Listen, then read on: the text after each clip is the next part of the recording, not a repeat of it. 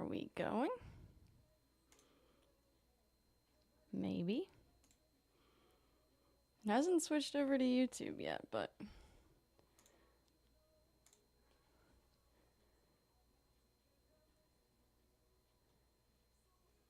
hopefully.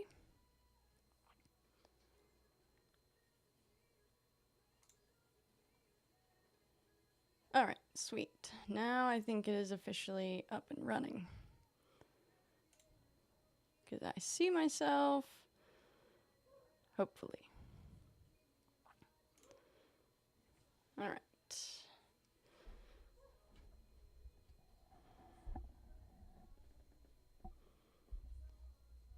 Good morning! Welcome to the stream. So glad you're here. Can you hear me okay? Is it too loud?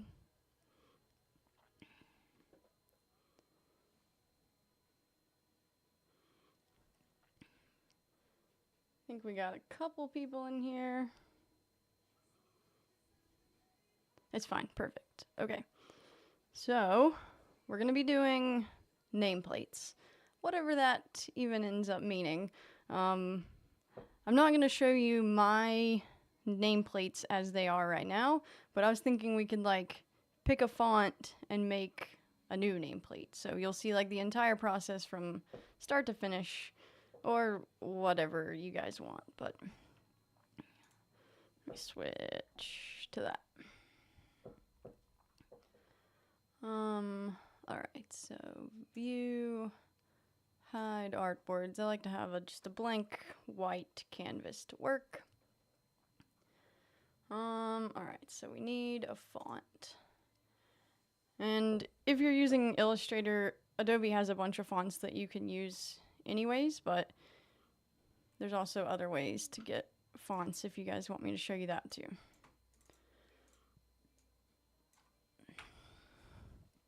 So I guess I'll just continue with like the teacher trend, because that's like what I do, but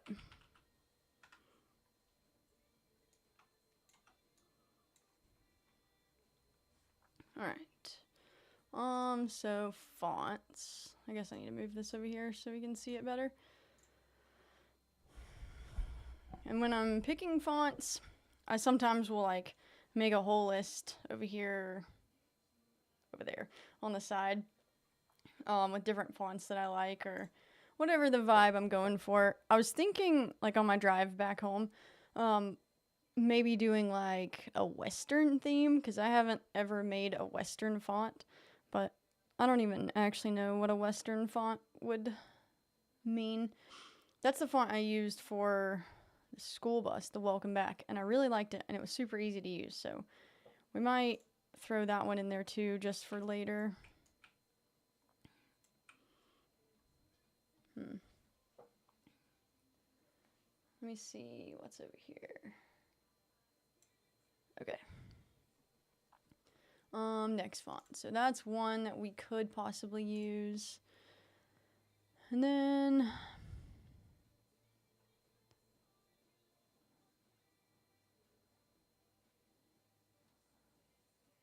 that one could be kind of fun. It's not Western at all, like I was saying I was possibly going to do, but what I like about like both of these fonts is you have like this accent piece inside of each of them that you could work some way nice in the final product. Like you could cut that out and make it another color on top, like a splash of blue, or cut it out completely and leave it blank.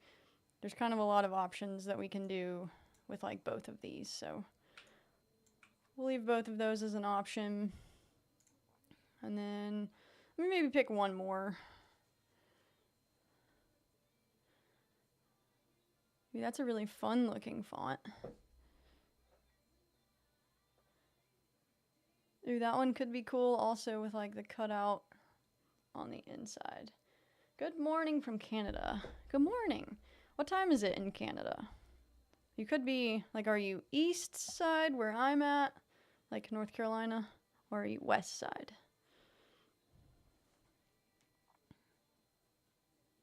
Ooh, that one could be fun too.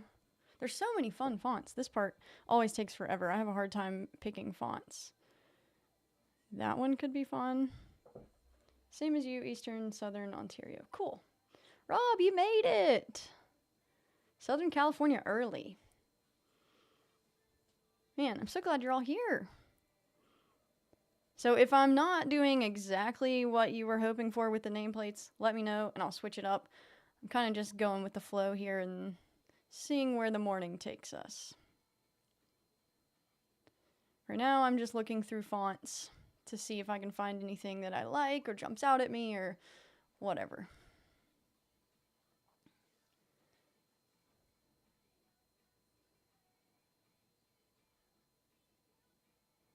Were you guys here for the last stream, or is this your first one?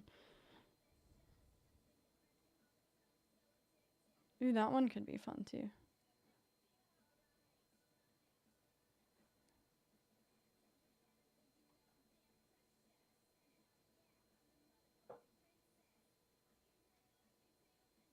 New to your Patreon. Nice. I'm glad you're here. You were at the last one, Drew. That's awesome. And then, Rob, you saw the last one. Oh, yeah, you made it. Okay, I remember I asked you, or I said that you made it. Cool. Yeah, the fonts. So, this one was Alba Super, and that's one that I used in the video with, like, the school bus, and it said, welcome back. And I'll show you kind of how I did that a little more. This one, I don't know, it might be an original Adobe font. I could have gotten it from somewhere also. And then I never changed that one. So if you want to know how to get fonts, we can do that really fast.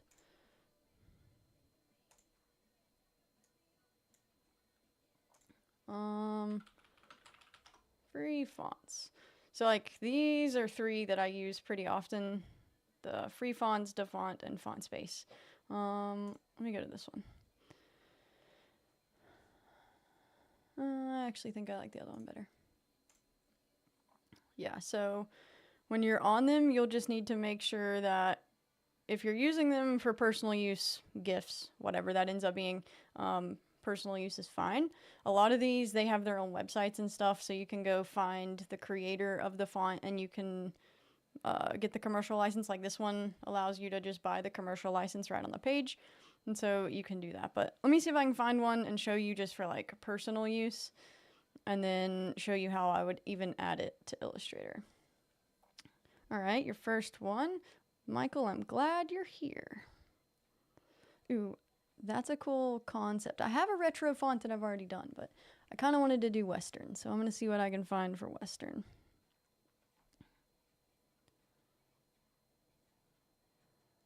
This one's kind of cool. And it says like free without a doubt. Not free for personal use, it's just free. So I'm going to look at this one. All right. We might can do something with this. The only thing I would be worried about with this font is how these pieces are kind of disconnected from the whole shape.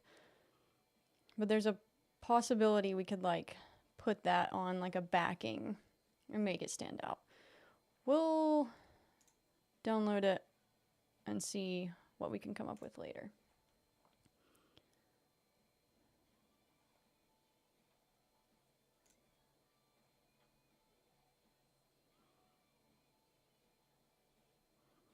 Ooh, those are kind of fun. If you put like these letters on a brown backing, I think that would be super cute. Free. All right, we got 2 we can work with. So then once you have them downloaded, you just go to them, extract them, and then I think this one is the one you click on, and then you just hit install. And then now it's like on my computer, and I would just go in and find shadowed serif. That's kind of far from me.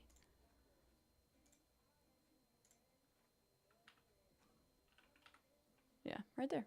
And now we have access to the font. We could change it, edit it, whatever. So let me add both of these fonts in, and then I'll get to some working. And this probably would work if you don't use Illustrator too. Like, I've seen some people on YouTube want me to do like a free software like Inkscape or something. Maybe one day. That would just maybe be a bit of a learning curve since I've not used it a ton.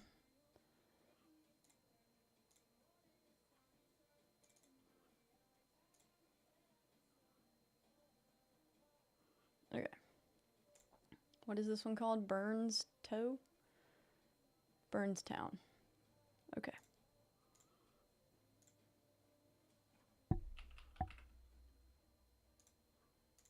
Okay.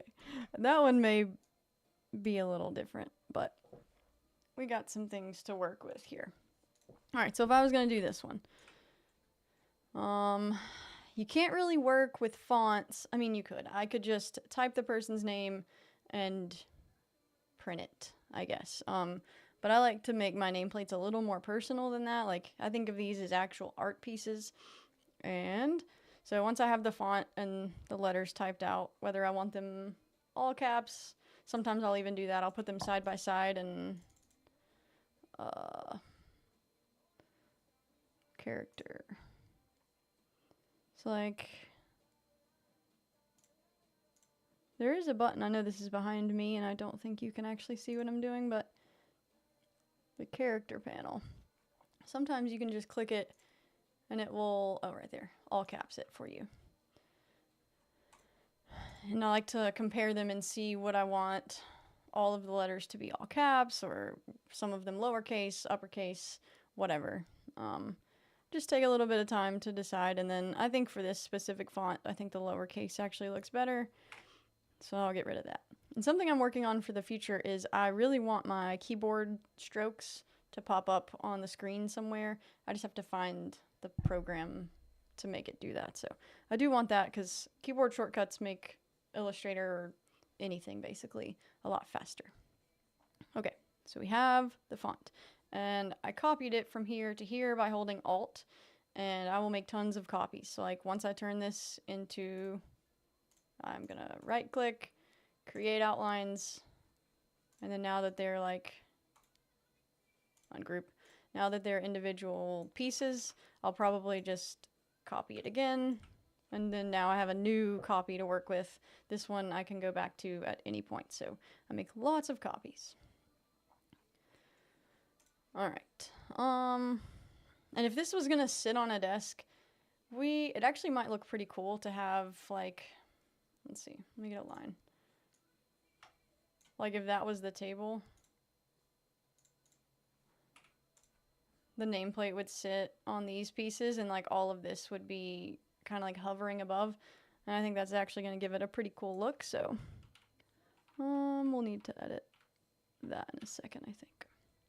I don't like how this overlaps right here, but shape builder tool, and I can take it away. And so now it's not messing with the M anymore. Oops. So I'll just like position things where I want them. I'll delete overlapping parts.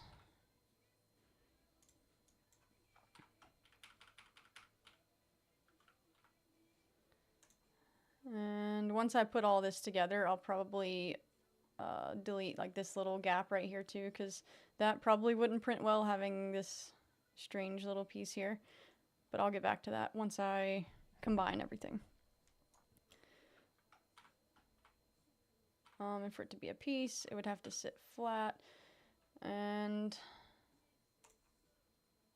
that might look pretty cool. I could even take this part and set it up here if I wanted to, or move it around wherever, but I think it actually looks kind of cool sitting down there. Like if this was just one solid name like Macy, I think that would look really cool. We would have a problem though, because the M would sit a lot lower than the rest of the letters, but we'll keep going with this one. Yeah, I guess I kind of like where that eye's at, so like once again, I'm gonna have to get rid of that piece. Like that's okay, and then just the S.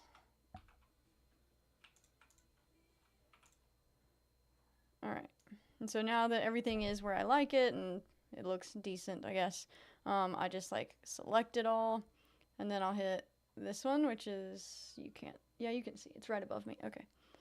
this one, which is just like combine, it combines all the shapes, and so now I can edit it as if it was one solid shape. I don't think I need that anymore.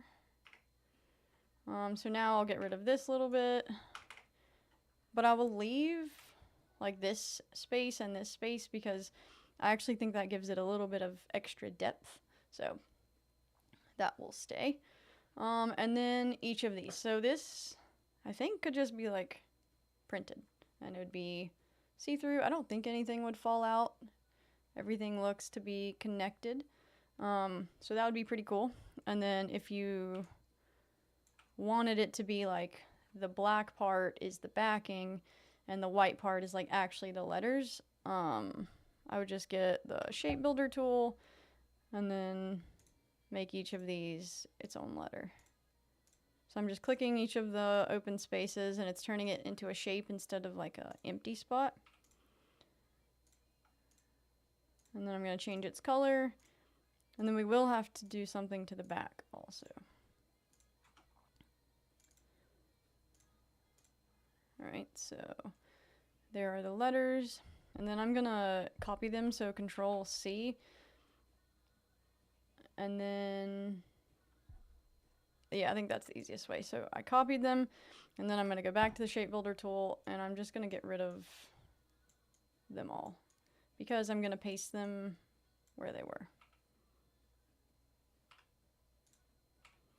Alright, and so now File, or Edit, Paste in place. And so now the letters, I just paste them in place, and they're back to where they were. And the back, oops, well, I guess that was helpful. The backing of this part is filled in, and you can use it as like a backer. So now this one would be pretty much ready to print. You could print either option. This one would, of course, be multicolor. This one would be single color. You could print it face down. You could print it face up. Either one. So those would be ready to go. And maybe I'll print those later because I actually think those look pretty cool. Let's see what we can do with this one.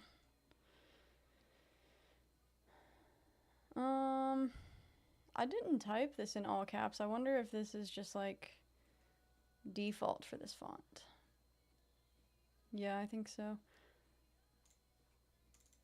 What if I like press the caps or shift? Nothing changes. Yeah. Okay, so this font is all caps anyways, so that's just what we're gonna deal with. But I think these inside pieces will be fun to play with. So create outlines, ungroup. Yeah. And now they are ready to be edited. So again, I guess I keep hitting shift and the over arrow because that makes it jump further. So like, let me do this. So if I have two of these and I want to move this one closer, if I just hit the arrow once, it goes like small jumps. But if I hit shift and the arrow, it'll jump it way further. So that's what I keep doing, and it's jumping it further than I expect because on my nameplate actual ones, they're a lot bigger. I have them scaled up a lot, so when I hit shift and over, it's not as dramatic like jumping over top of the letters. It's an appropriate shift. Alright, I've never used Affinity Designer, but is it like a 2D software too, like similar to this, or is it a 3D software? And is it subscription based, or is that something you can just like purchase? Is it free? I don't know anything about it. I've used Adobe for so long, I haven't really looked into anything else. And I think Adobe may have a 3D software, but I am not familiar with that. Okay.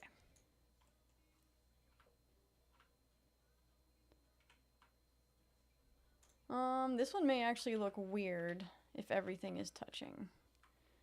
So maybe I'll get it kind of close and then outline everything, and that will be the way that it intersects.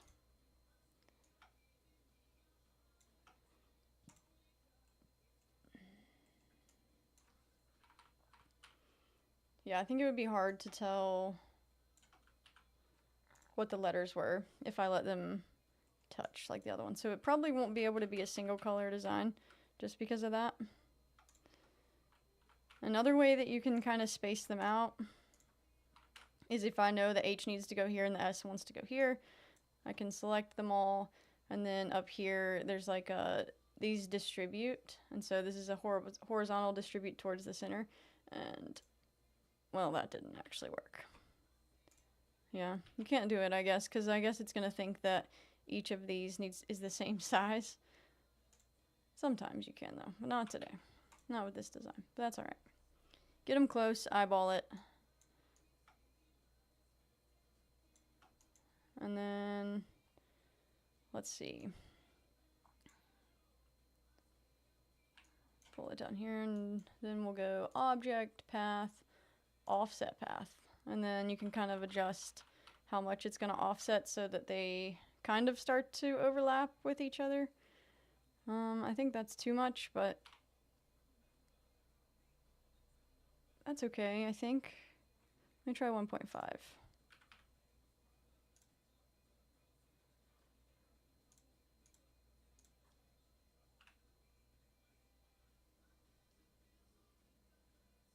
Oh, okay, so it's probably very similar to Adobe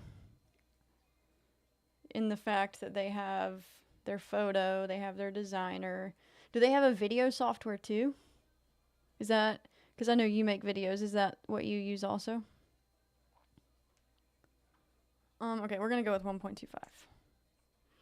And then once that is done, we can combine everything. And that's when I'll want to clean things up, but I need to make sure I can find everything else first. So if I wanted to move, like this needs to be moved backwards, because you can see here on the S, those are the letters that I want, but the rest of the letters have been hidden behind the figure. If I move it, you'll see them. So you can either hit Control and the left bracket, and it will start to move things behind, so you can see they're starting to come up in the front. Or you can just right click, arrange, send to back, and then now I have access to everything. Let me just change the color. Alright, so that actually looks pretty cool. And from here, I'll definitely make a copy. From here we could do a couple different things. We could cut out like these pieces from everything, so like that, and it would show through completely, or we can make it its own shape. So if I click this one, only this one, if I click the back one too, it'll take that out, and I don't want it. I want that to stay where it's at. So click the M and then the shape builder tool, and I can turn each of these spaces into a shape. And if I made them like white or something, then that would give you a little more depth to it as well. So this would end up being a 3-color design, but I think that would actually end up looking pretty cool. Then you'll just have to remember to go back and fill in these spots, which is not difficult. I'll just click it, shape builder, and so now those spots are filled. So I'm going to do that to all of these things. So I think that's going to look pretty cool. Cancel.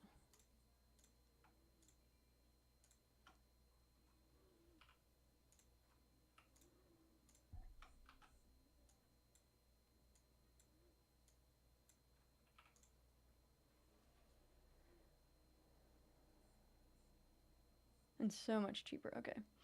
I use TechSmith for videos because of the screen capture power. Okay. That's cool. I use OBS, which is like what I'm streaming through. I use OBS for like screen share, screen capture. So sticking with Adobe for now, but I did look at DaVinci Resolve for video editing because I saw a lot of people on YouTube were switching from Adobe to DaVinci because DaVinci is actually free and open source and just like a massive program. But I still like Adobe a little better right now. Okay. This shape.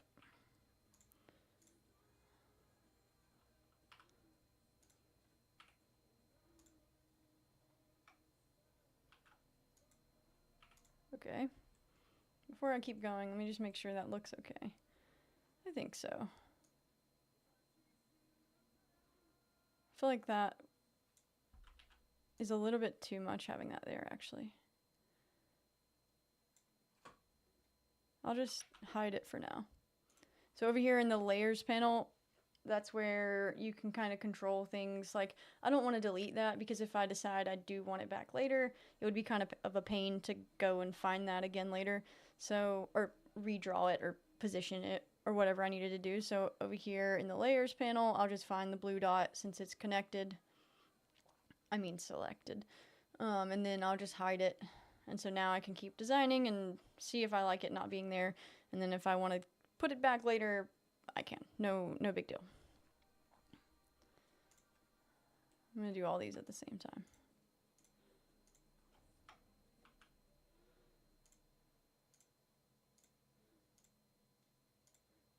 And if I would have changed the color before I selected all those, it would have gone ahead and changed it for me. I just didn't do that.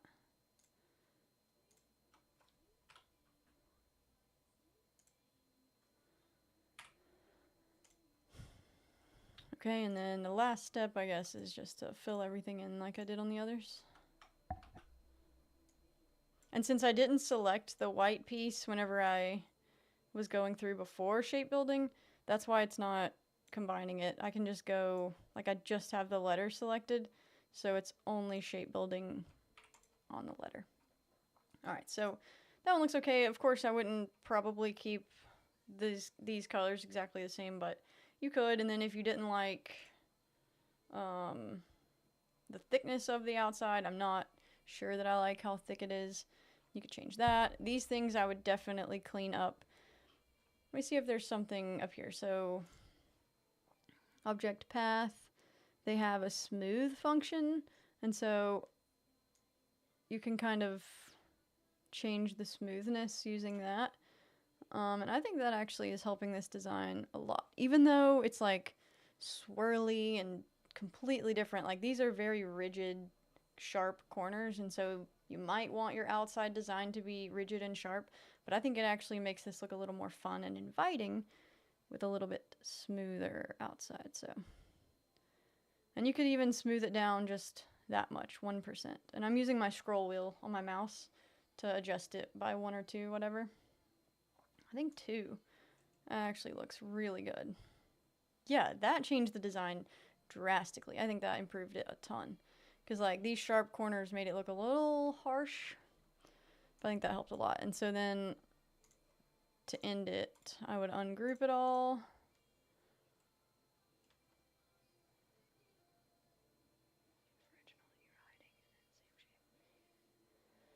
So when you're doing these, are you making no objects and putting them on a different layer? So you have original that you are hiding and the same shape that you are keeping visible. I mean new object, not no. Yeah, so I really only work with the layers. I should use the layers a lot more, but I really only use the layers to hide things that I want hidden in the design. If I want to make a new shape, I just hit Alt and drag them and like actually make a whole new shape. So like I'm getting ready, let me put that back where it was. So this right here, I really should make a whole new copy of this one. Since I like the outline, I like a lot of the things about it, I'll just hold Alt and drag it down. And now I'll keep editing this one even further.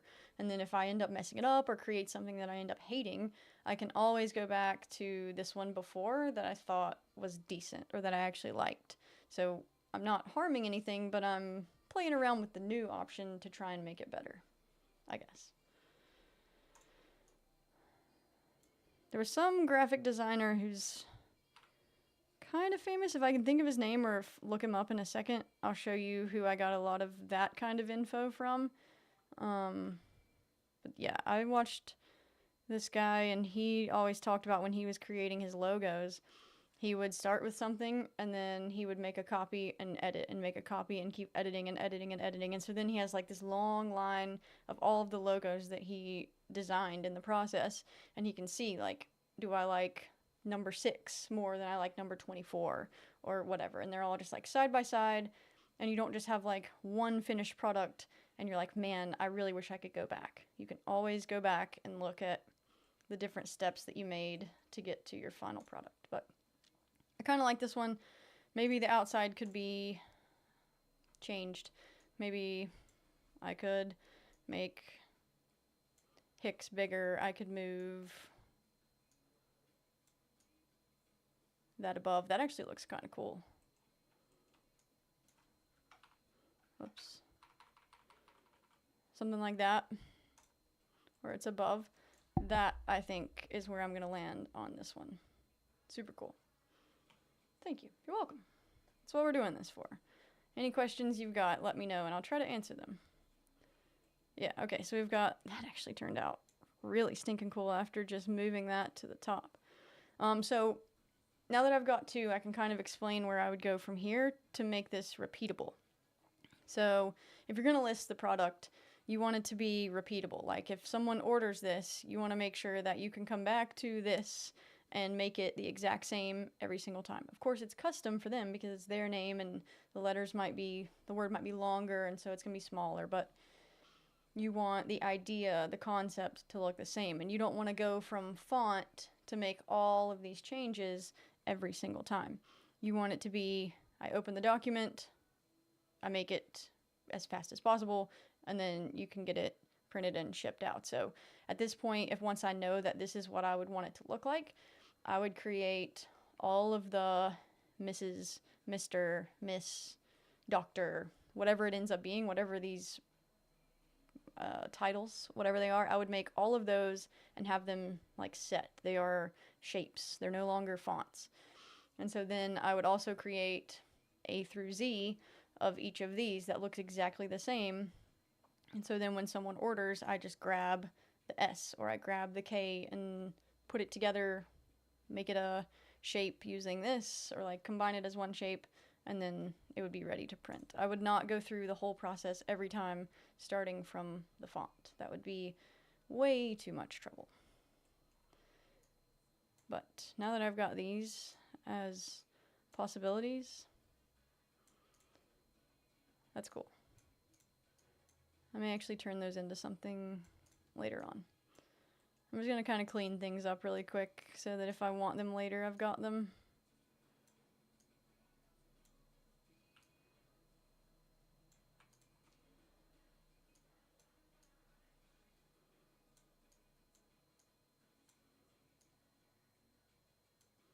No.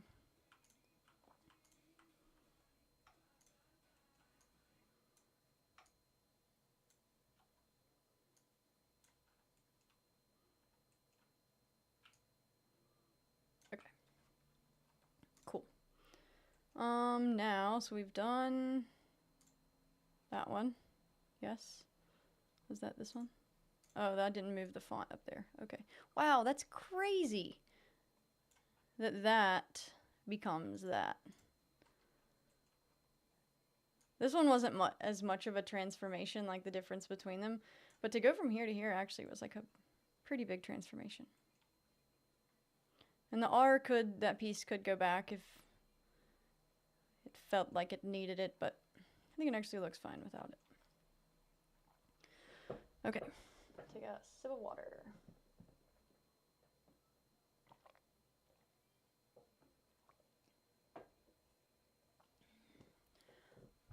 Okay, 2 more, the new fonts.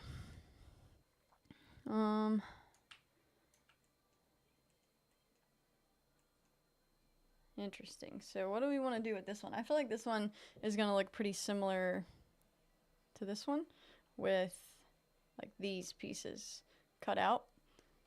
We'll see.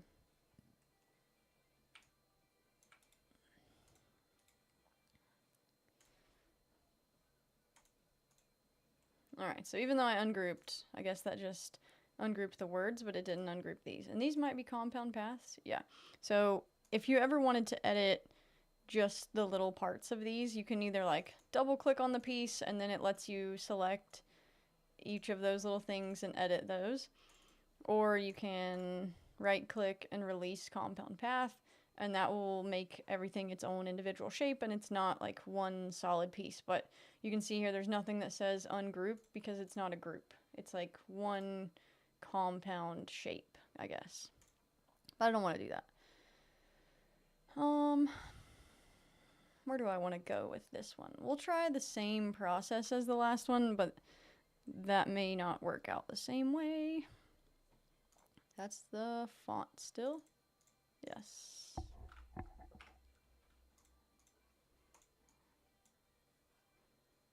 Object, path, offset path.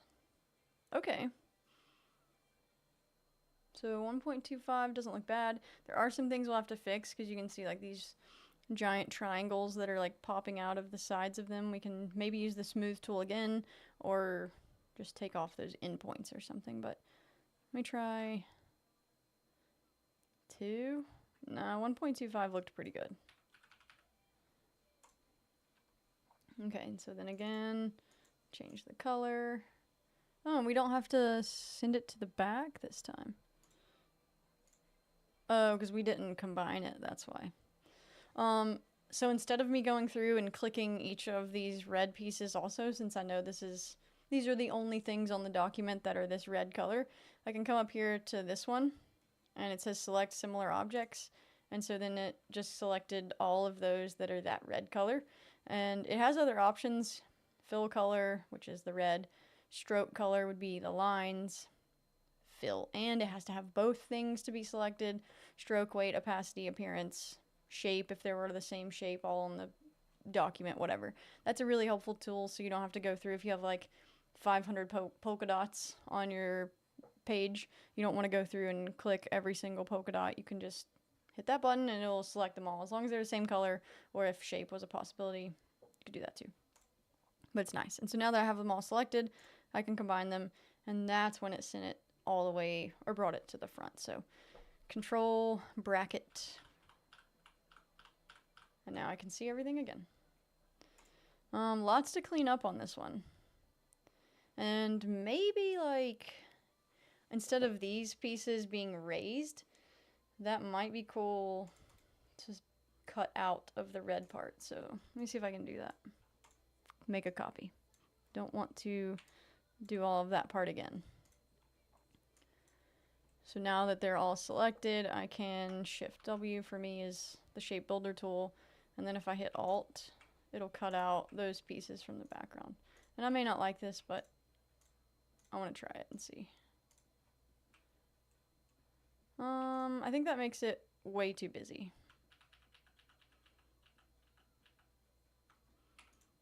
Okay. I don't think I like this font. Anyways, I think it just looks a little busy and you wouldn't be able to tell what's going on, so I'm gonna scrap this one for now, actually. There's a chance you could make it work, like, let me see. I have a hard time giving up on things if you can't tell.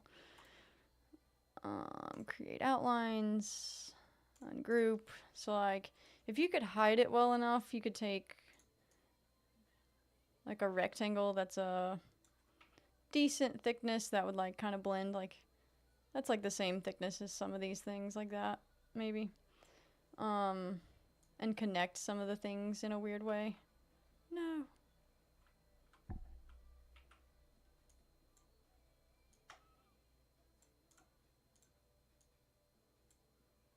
Which it still may look way too busy and you'd need a ton of these to be able to do this, but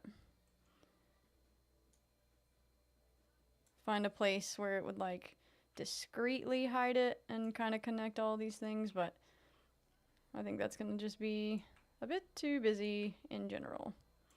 It was worth trying. Maybe. I don't think I'm gonna continue on with that, but I think that would end up actually working and look maybe pretty cool if it was like a single color design, just connecting everything in some way. And you could like change the thickness of some of them to make them look a little more like what you've got in the design. I don't know. I'm gonna leave that one alone and maybe come back to it later, but it's an idea. But I know I don't like the multicolor. That was pretty busy. Maybe this one.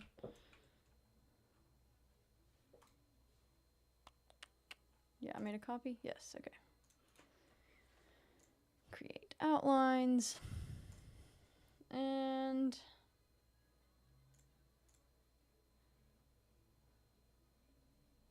I don't even know. I'm gonna do the same thing I did before though, just to start. That's kind of how I always start, is offset the path and just see what it would look like on a background.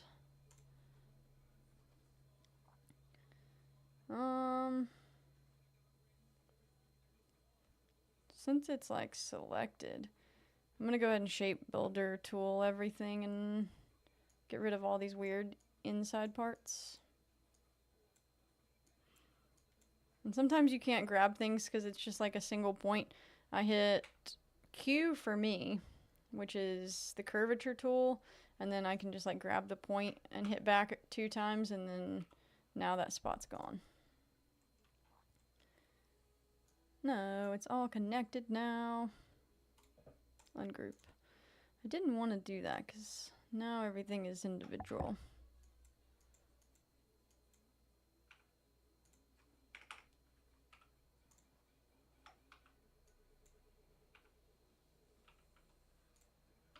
Oh, I thought that had a piece in it, but it doesn't.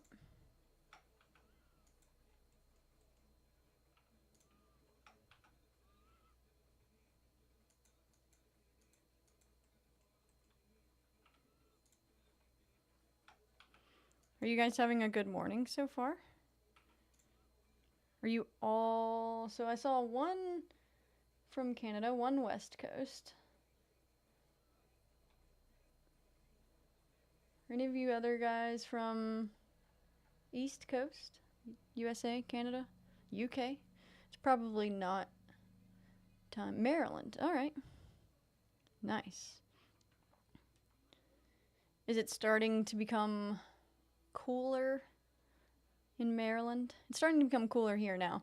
It was actually becoming great weather, and then now it has rained for like the past 6 days, and it's very humid. I despise humidity. And I made it through the first summer in the basement with the print shop, the printers in the basement. It's very humid in the summer here, and some of the filaments that I don't use regularly, I'm starting to see a bit of issues from the moisture, so I will probably next summer have to get a dehumidifier down there. Oh no!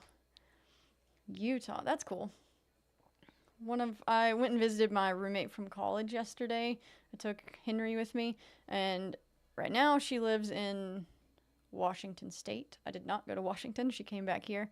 But right now she lives in Washington State, and her boyfriend is now getting moved to Salt Lake City, Utah. So that would be cool. Maybe one day I can make a trip out to Utah and visit, because I think I would like it. Texas. Okay. Yes, we did. It was the tropical storm, but it didn't come in like a normal tropical storm comes through. Like a lot of times we get like dumped on with water, but right now it's just kind of been like misting and making everything just damp and hazy. I've been filming the mystery box video, like you maybe saw at the end of the last video, and I needed to hang something up outside on the trees, and I had to wait like 3 days to be able to go out there and set my camera up to be able to hang up the piece. So I'm trying to battle the weather. Just trying to learn and absorb. You'll get it. It takes a lot of time, but with the woodworking you're doing, I know you're fully capable. You will get this. Let's see, it was nice here last weekend. Then it got hot again. Yeah, I think it's gonna get hot next week again. It's gonna be like in the 80s. Yes, the fall weather. I'm very much looking forward to fall. So I've kind of started photography a little bit. Can kind of see it like back there on my desk. I got a new camera, which I thought was going to be my YouTube camera, but the back part doesn't flip out, so I can't really see myself well. So I'm going to keep using old camera, new lens for videos, and then that camera is now for photography. So starting to learn photography, and I'm excited for the fall with the trees. I'm going to go up the mountain because we live very close to the Appalachian Mountains, and so I'm going to go up the mountain and hopefully take some pictures when the leaves start to change, so that'll be good. Yeah, outdoors. That is what I've heard, that it is very pretty if you like the outdoors. And then the temps rose, 80 shortly after that, yeah. I'm hoping that we can get some snow this year, because it's been forever. Like, whenever I was growing up, I've always lived here. Whenever I was growing up, it snowed like once a year, at least. But for the past 3 or 4 years, we've gotten absolutely no snow. No, I mean, my editor, I am a little upset about that, but I'm actually really enjoying editing the videos again. Because for a while, I just kind of had to tell her what I wanted her to do. Like, I had a vision in my head for what I wanted the videos to be like, and I would tell her, and she would do her best. She's not a 3D printer. She doesn't really know the things that I'm saying to her, and the videos were good. But now that I am taking back over control a little bit, I don't know, I'm having more fun. I'm more comfortable with it. I know what I want to show you guys. When I'm filming, I have a vision, and so now that I have time to sit down and actually do it in the computer, I'm actually able to bring the vision to life a little more. So I didn't love the Sunlu mystery box video, and I didn't even want, so I've been filming the King Rune video, and I didn't even want to film the video because I hated the Sunlu one so bad. And now that I've edited it and I'm almost done, hopefully it goes out Monday, I'm actually really enjoying it again. I like that style video, and hopefully I can keep turning it into something nice. I have some plans for that in the future. 98 in Dallas. That's not fun. I don't think I would like living in heat. Does it get, like, cold at all in the winter in Dallas? Or does it just, like, stay in the 50s, 60s, whatever, and that's, like, your winter? Okay. See if I can do this. So I shape builder tooled everything in the background. Let me see if I can grab it all. Is it in the back? Yeah. No. Yeah, it's already been moved to the background. Oh, because once I connect it all is when it moves it to the front. So grab it all, connect it all, turn it any color, and then control bracket. Okay, this one actually could end up looking kind of cool. I don't know that I would necessarily use it for a teacher nameplate, but you could turn it into like a welcome sign or something like that, where you would want like wood, fake wood, I guess. Let me clean some of these things up. So like, now that I've done this, I'm going to copy it. Because that's something that would be kind of destructive. Once I start deleting endpoints and changing things, that's the destructive part I'm talking about. So I usually use the curvature tool for this kind of thing. Not that. And then you just click the path that you're working with, where these dots came up. And then if I delete that, it kind of just like smooths it out. So you can use this smooth tool if you want the whole thing to be smoothed. There's also another tool. Let's see. No. And to get these other tools, I'm just like clicking and holding down on the little tiny arrow. And then so like there's the smooth tool that you can use as well. But for some reason, as soon as you do that, it like takes your path away. So then you have to go back to V, select it, then go back and get the smooth tool. And then you can kind of like click on wherever you want it to smooth things out. But I don't know that I want it to do that, so I'm going to take all those back. Maybe I'll do it later, but not right now. Okay, so all of that seems to look okay. And I think I like this little bit here. Varies every year. Alright. Is there a chance you'll ever get snow in Dallas? Because I would imagine with it, if it gets to 98 right now, it'd be a stretch to get some snow. Are those not connected? No, I guess not.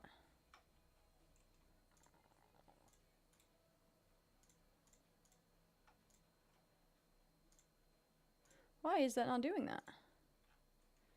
I've hit connect multiple times.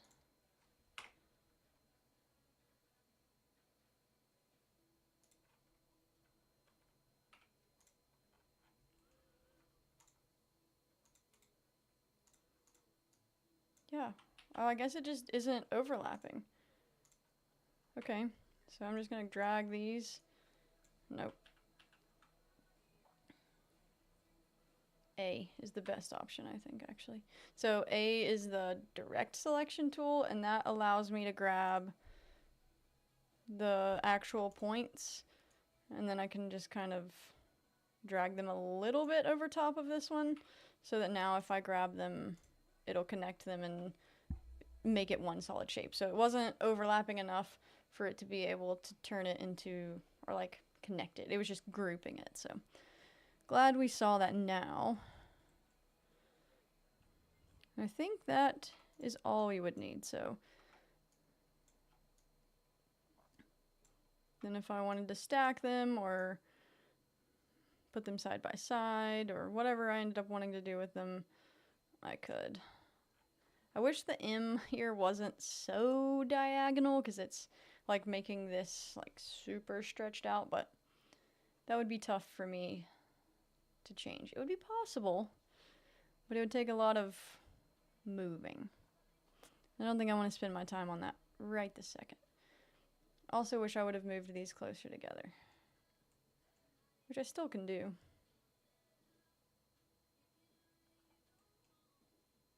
I'm gonna go back, because that's an easy fix. That's the only thing I changed here. Go through the bamboo slicer and tweaks you make for wall art and various signs, and why you make the tweaks. Okay, in the actual slicer, for an art video, I don't feel like I make a lot of changes in the actual slicer, but maybe that's just because I do it so, like, I don't think about it, I just do it. So yeah, in the future, I'll see if I can come up with a video for that. There is something I do. Let me see.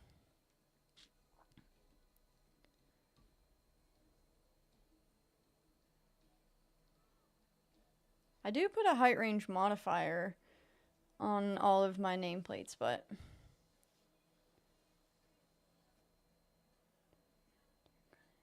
and help.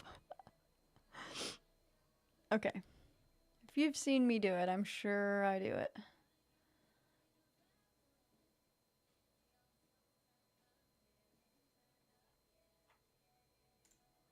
Do you guys always update the studio when it pops up with the updates?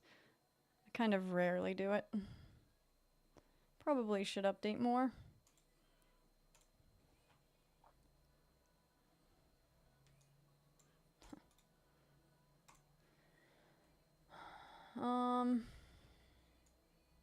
Tweaks and things, so this is like the main one that I use for my nameplates, but I don't know if I've even really changed a lot. I don't iron. So some people iron, I do not. I haven't actually ever even tried it. I maybe should. Yeah, I will go back to that. I have lots of time. I don't actually have to go pick Henry up. My husband will get him at 12, so I kind of just have until 12 to play around. So we'll go back. It's not a big deal. I just wanted to think about anything that I do on them.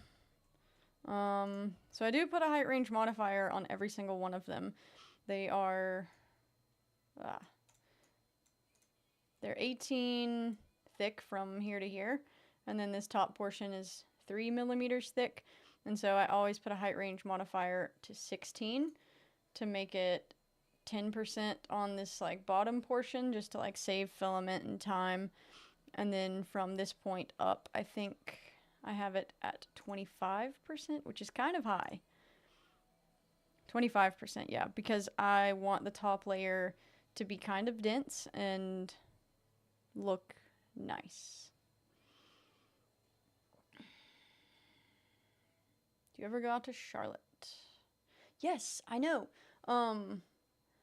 They have a micro center now, and so we almost went not long ago.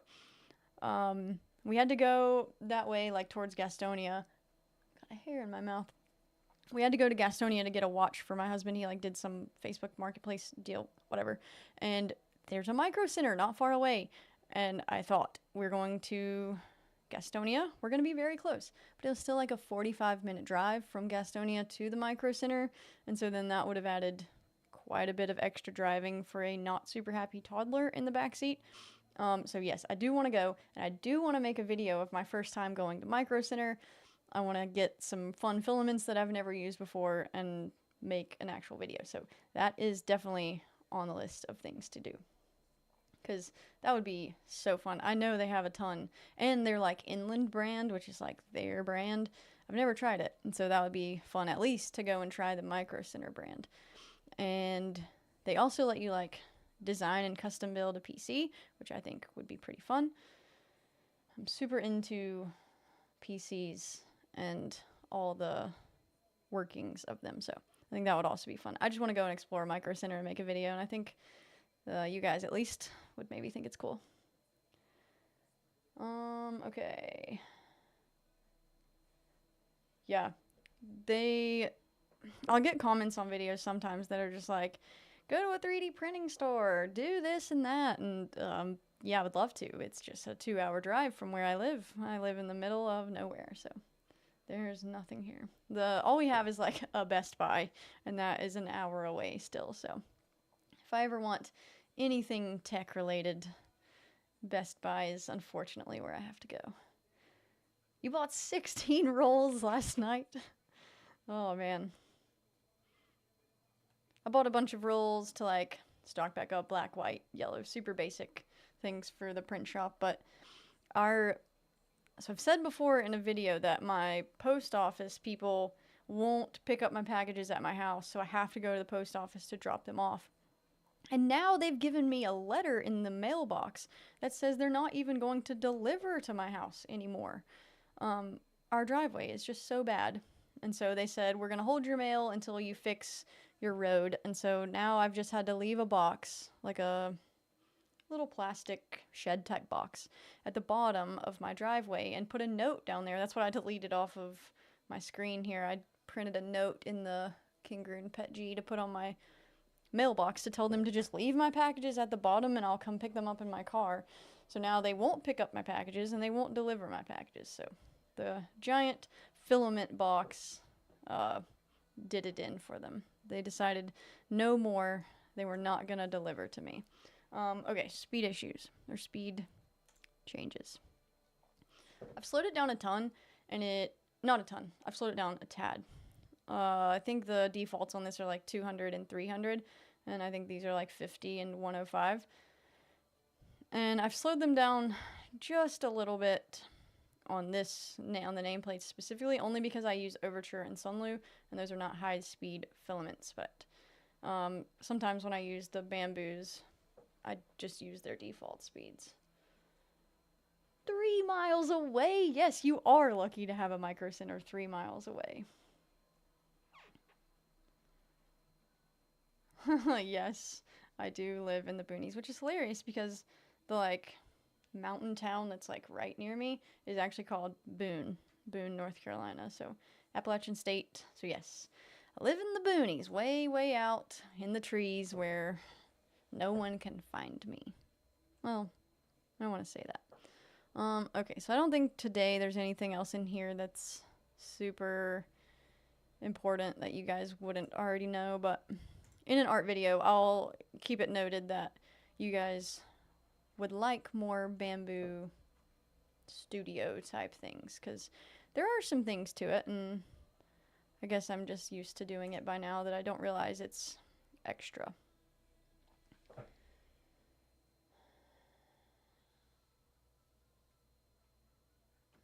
What does that do? I can't get rid of that. Yeah. I don't remember who I was talking to in the Discord about it. About ironing, and that it takes longer, and you can see the mess ups even more clearly. So, haven't ironed. I considered it for like my single colors, the ones that have like all the swirls and stuff. Because sometimes those can have some weird surface finishes, but okay. you posted in the Discord. Okay, yeah. I haven't tried it. I might one day, but right now I'm experimenting with printing face down. But you guys actually might be able to help me with this. Hang on.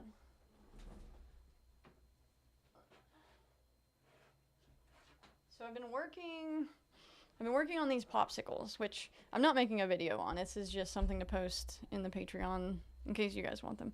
They really are nothing. So like these popsicles, these things, which this one actually turned out really nice, actually. This one doesn't have any of the things that I'm talking about, but some of them do. Like the green one, I didn't bring it up here. Maybe like this one.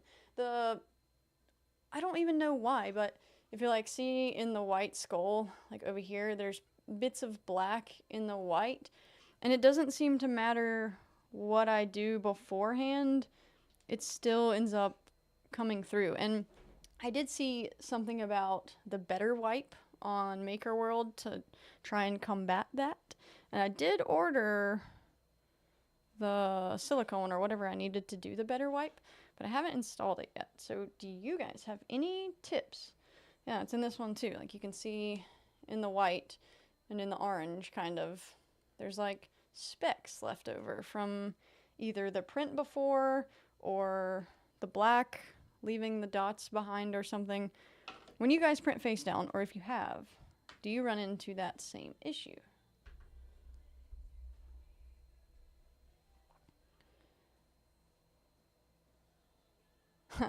Well, I'm glad you still made it. Yeah, we've done a lot of nameplate stuff here. I'll give you a little preview about it. And now we're just kind of talking, and I'm hoping for maybe a little bit of help, but you guys may have the same issues too. I don't know. So this is kind of one of them that we did, very similar to the bus and the welcome back that I did in the last video. We started with a font. This one is a font. We worked our way down to something that is shapes and totally printable. And then same for this one. We started with this font where these pieces are like transparent, they're cut out. And then we came down here and this is the final result with the background, then the white or the black, and then the white is even a shape stacked on top of that. So, and you could cut that out from both pieces too, and it would show straight through if you wanted to do that, but lots of options. So if you go back, then you'll definitely be able to watch all of that. So,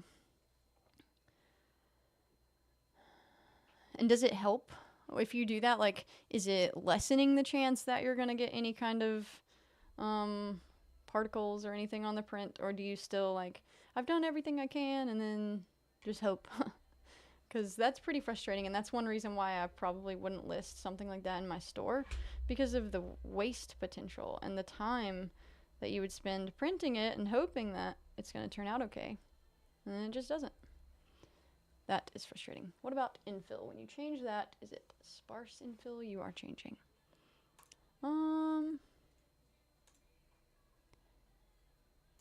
Yes, sparse infill density is what I am changing. And I was printing them all with 25%, and it was taking a long time and using up a lot more filament. And by doing this, it hasn't hurt the design at all. It's made it lighter, which is nice. People appreciate that part of it. And it saves me filament. So before I was getting like 6 prints per roll of filament, and now I can get 8, 9, 10 prints, which is helping with the profits a little bit. So I definitely change the infill density, sparse infill, for those. And the ones not like this, I don't have any on here, I don't think. I don't have my Tinkercad pulled up, but the other design that I have, I do to 12%. I don't bring it all the way to 10%. I don't know if it really makes that much of a difference.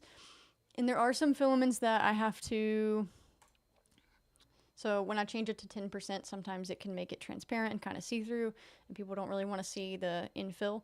And so sometimes I'll increase the wall loops to 3, which does increase the time and maybe even counteracts even changing the infill, but it helps on some of them. But yeah, I don't do that all the time. Like if it's yellow or orange, the overtures are pretty transparent, so I do it on those. And sometimes the Sunlu light purple.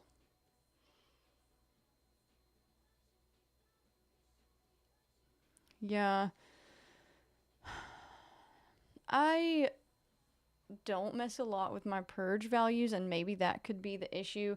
I'm not letting the black purge all the way, but I guess it's just like leftover on the nozzle from the purge, because I haven't really changed my nozzles. That could be a problem too. They could just be like dirty and gross. Microfiber cloth. Still get it every now and then. All right. Do you print a lot of face down? Is that like primarily what you do? Or is this just like an every now and then kind of thing? Because it's definitely newer to me, but I'm enjoying it. I think it's a cool effect. I still need to get the smooth plate out and try it on that one too. And I've only done, so I had the video about the plates, the sparkly plates or whatever. And I haven't actually printed with those since using the video, which might turn out pretty cool on these, but I don't know. I'm just kind of printing those for fun. Be careful, it is hot. Do I like wet the microfiber cloth, or do I just leave it like plain? Yeah, okay, so you don't sell them for the same reason. Do you sell on Etsy? Are you selling prints? What kind of things? Dry. Okay, cool. Yes, I will try that and see if it helps. And I'll wear my heat protecting gloves. So I don't know if you guys print with Sunlu much at all, but I'm getting so many nozzle clogs with their filament. And I have a bit of a theory. So they have come out with their high-speed filament, and I think Overture is kind of doing something similar, and it's kind of scaring me because I will have to edit my settings I've been using for so long. But I think they're like changing their formula or something on their filament, and I'm getting a ton of extruder clogs with my Sunlu filament, and I haven't gotten them ever, but in the past week I've had 2 extruders clog on actually pretty important prints, so I'm kind of frustrated with that right now. You do craft shows, toys, and you're looking to move more online though. Yes, you definitely should move online. Craft shows are good because for the most part I would assume you're getting cash and no one would know you're getting the cash, which is nice. But the internet is also good too because it opens you up to a lot of possibilities, and you can add in some newer products that maybe just like the toys outside of the toys realm. But that's cool. So I'm glad you're here. If you need help with anything, I'm here. Yeah, I do need to check the specs again, but I also don't really trust them because I don't know that they are for Bamboo high speeds. Had one that just clogged every single P1S. Love that comment. Yeah, so I may have to move on from Sunlu too, but I've just used it for so long. That's like the first filament I ever bought. The light purple and the lime green. I still have my little owls over here on the shelf from printing them on my Anycubic Viper. That's what they sent as like the test print, was an owl. Here, I'll grab it.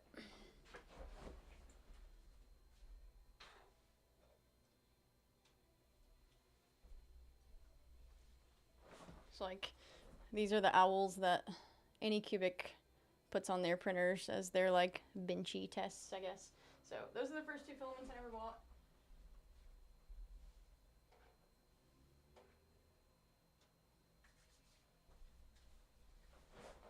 And so I'm a little sad. I don't really want to get rid of them, but maybe I'll have to. I do like, I've kind of replaced the purple already with the Elegoo matte purple, so I'm good there. But the lime green, I will have a hard time letting go of the lime green because there's just not, I haven't found one that's as good. I used to use a Hatchbox lime green that was okay, but the Sunlu lime green, I'm stuck on it, so we'll have to see. You like Polymaker and Bamboo Lab, yeah. So I use Bamboo Lab some. I don't like their basic PLA because it's too glossy, but their mattes are pretty good. And then Polymaker, I should have a pretty cool video coming up. I reached out to Polymaker to help me build this pretty big mansion thing by Fulv 3D. He has a mansion on his things, and I really wanted to print it, but it was going to cost like over $200 in filament. So I reached out to Polymaker, and so I will finally be able to try Polymaker, I think, very soon. So hopefully sometime in October.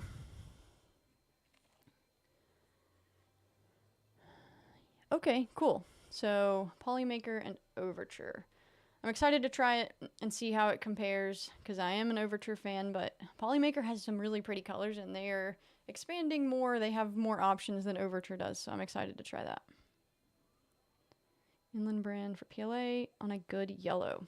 I don't know that I have anything in here to really show you. It's all downstairs, but I have actually a bunch of yellows on my shelf. The Overture, like, I'm just going to go to Amazon because I am sitting at a computer.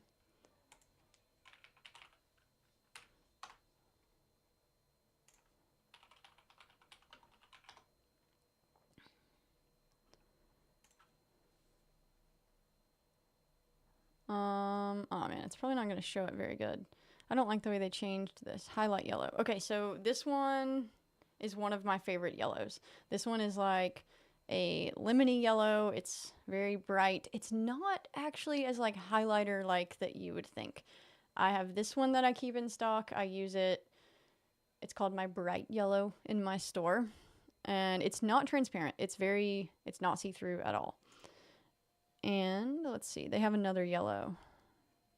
I don't think it's that one. No, definitely not yellow. This one. So I use this one as well, and it looks like this. So I do have this one here, and it prints pretty good, but this one can be pretty transparent, more of like a macaroni and cheese.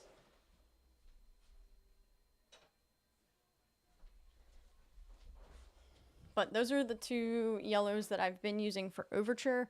I use a different yellow, a Sunlu yellow, for like the barbell plates because I don't like the way that these look on those. I want more of a toyish looking. I don't want a matte finish for those at least. So it's very similar to this color though. It's more of a macaroni and cheese yellow than a lemon yellow.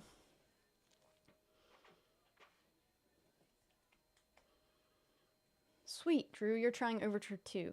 That's awesome. I do love Overture. Polyterra matte version is awesome. Savannah yellow. Okay, let me go look at that one.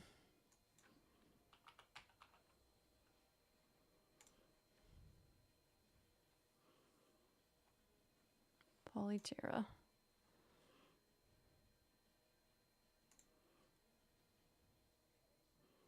What did you say it was? The Savannah yellow? And I may have to go like to their actual website. Oh, right there. Okay, yeah. That seems very similar. Okay, yeah, I might try that to replace my Sunlu yellow. Because I need to replace the Sunlu yellow. Their prices are sometimes just astronomical. Like $25 for a Sunlu roll. I don't think Sunlu's worth $25, but $20, that's not too bad. Like $2 a nameplate for 100 grams each. Not bad at all. Okay. I'll definitely try that out. A toy duck yellow. Yeah, actually, more of a toy duck yellow. Cardboard spools. Sometimes. It depends on shipping. So Overture has changed their rolls very recently. Like in my newest order I just got in, they're different. They're skinnier, they're more compact, harder, dense, very good. I'm excited about that because sometimes their rolls were very flimsy, and when they got to me in shipping somehow, they had like caved in or done weird things, and then I'll have trouble getting them to roll correctly. But like messing up the AMS, no, I don't think so. Yes, dust gets in there and it can mess up the machine a little bit, but if you just keep it kind of cleaned out, maybe go in with a vacuum or something and just keep it usable, I don't think it's that big of a deal. And the parts aren't they're not that expensive. Like, the worst thing that's going to happen probably is the first stage feeder is going to go out, and that was $30 to replace. So I just replaced it, and then I'm good to go now. So it's a lot cheaper than buying the whole machine. The parts are fixable. You can buy them. I don't think it's a big deal.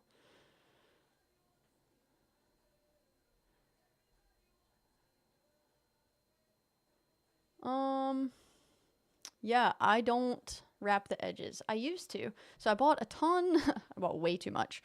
I bought a ton of the electrical tape to try and tape the edges, but I actually had more issues taping them than not taping them. And I did a decent job with it. I would like stretch it out really good and like make sure it was very clean and pretty and the ends were the right way so that when it rolled, it wasn't going to grab the tape and peel it off. So like it took some time to make sure it was nice.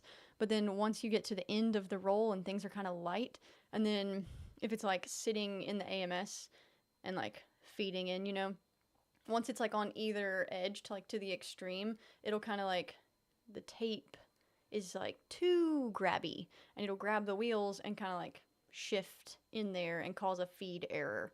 So that was causing me more trouble than just the cardboard itself. So I've gone back to just using plain rolls, but I do have a note in my phone to try out the things you print, the edge things, the rings. I do have it in my phone to try those out and maybe throw it into a video someday and like give my input on what I think about those, which I will probably do. Just haven't done it yet.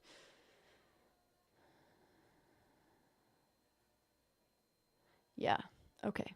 The Polymaker direct site. The only reason I buy from Amazon so much is because I do have their like credit card thing. And so I get 5% back on every purchase.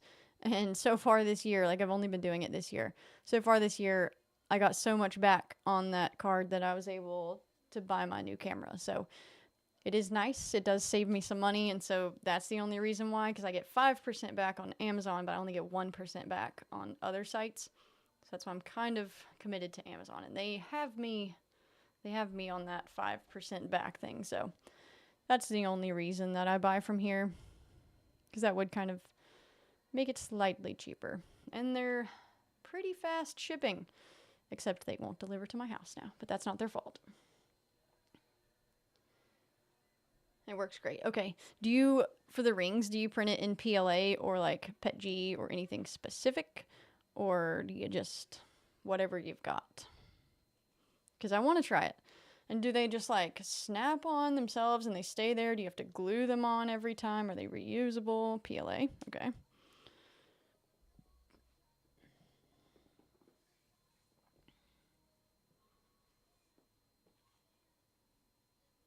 All right. We did not finish this over here.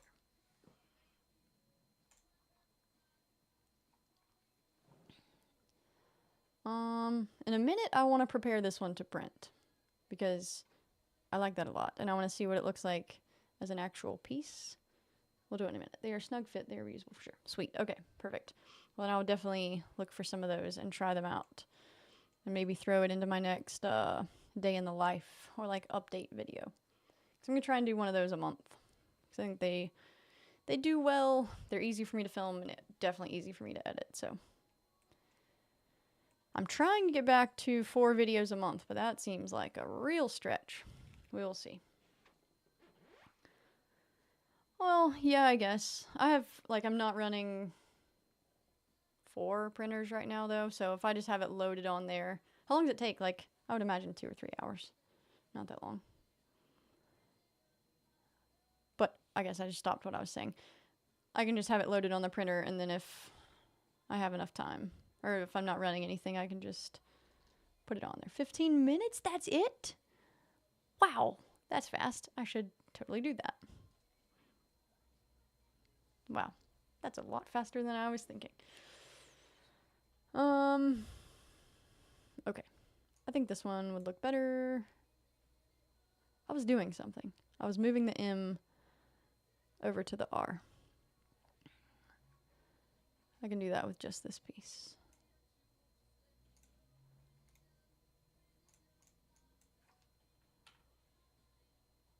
Yeah, that'll look better.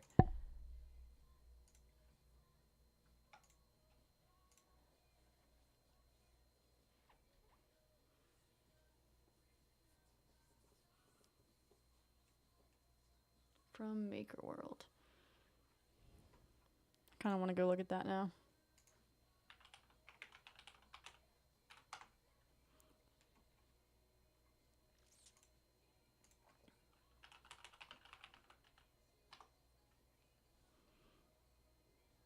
Wow, there's a lot.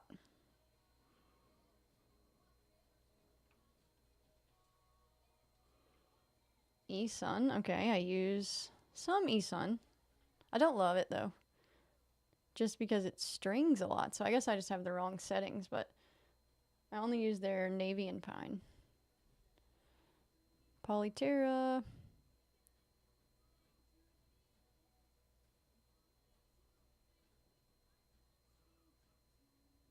Ooh, okay, is that for the AMS light? Ooh, do you guys have A1s or P1s or X1s? I would love to know. Or do you not have bamboos at all?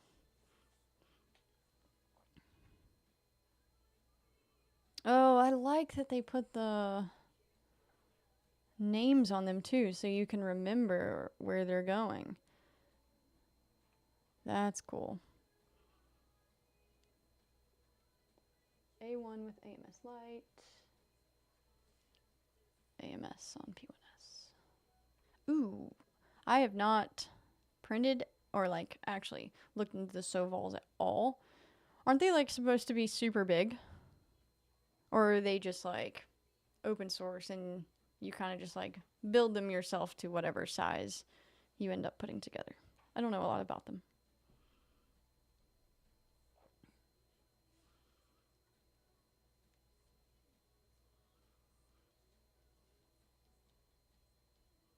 Ooh, you gave her the A1 Mini? Did she love it? Design craft, okay. This one.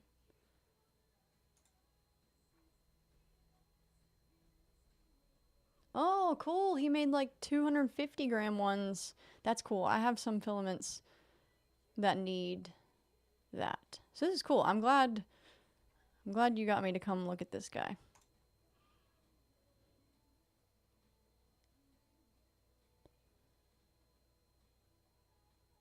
This is really neat. This guy has some cool practical stuff.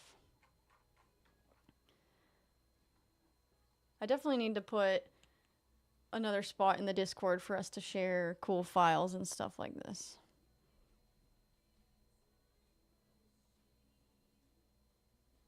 Rat Rig V4. 500 millimeters? That's crazy. I'm really hoping Bamboo comes out with a really big, not really big, but like at least bigger than what they've got right now. I mean, it works fine. It's good. And I'm sure there's a lot of like logistics that goes into it, and that's why they're not just like, here's the new printer, because you have to think about like shipping costs and probably completely new parts and things, and what they have right now is like pretty universal, especially from like P1 to X1, I think. Maybe not the A1.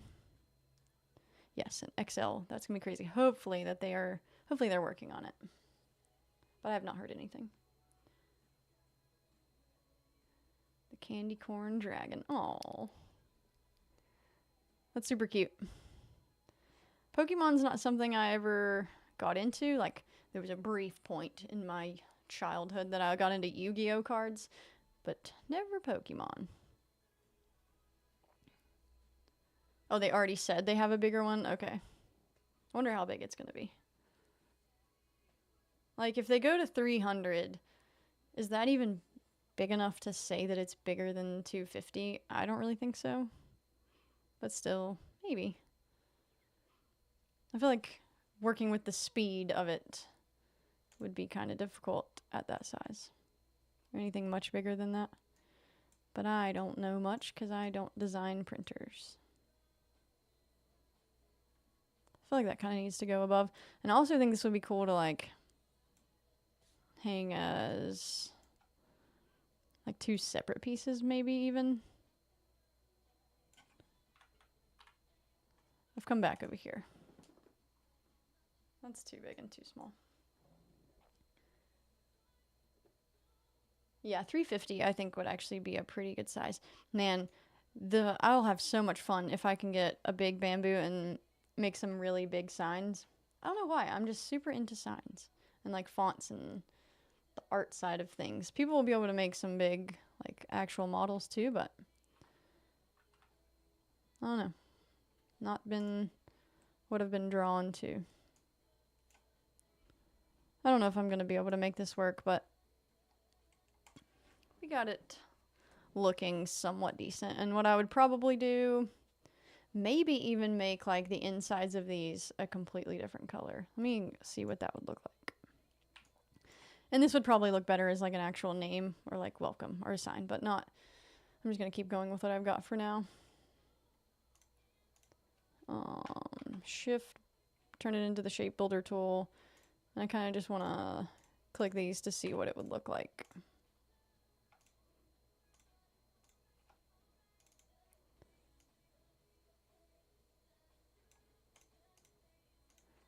I don't love the red in the background because it's making things look good, but I think that is like a necessary thing that would need to be done to pull this design together. Like make that a brown with a black outline like this, and then make this another color, something like that.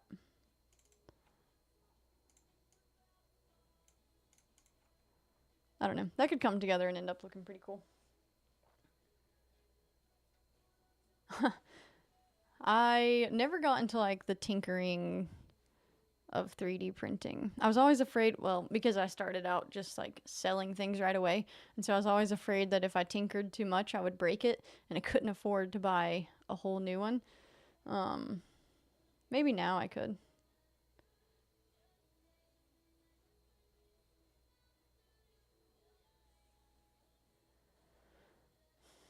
The K1 is 300. Have you used the K1? I never have done anything with the Creality printers, and the few people that I've talked to about the K1 sold them to get the bamboos. So I don't know much about them, but maybe they're equally as good, just bigger. Oh, how'd you break it? How many do you have?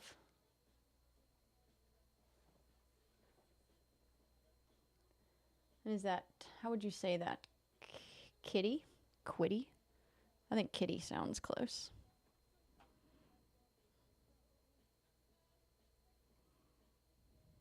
I'm reading back through the chat. It goes quicker than I would like.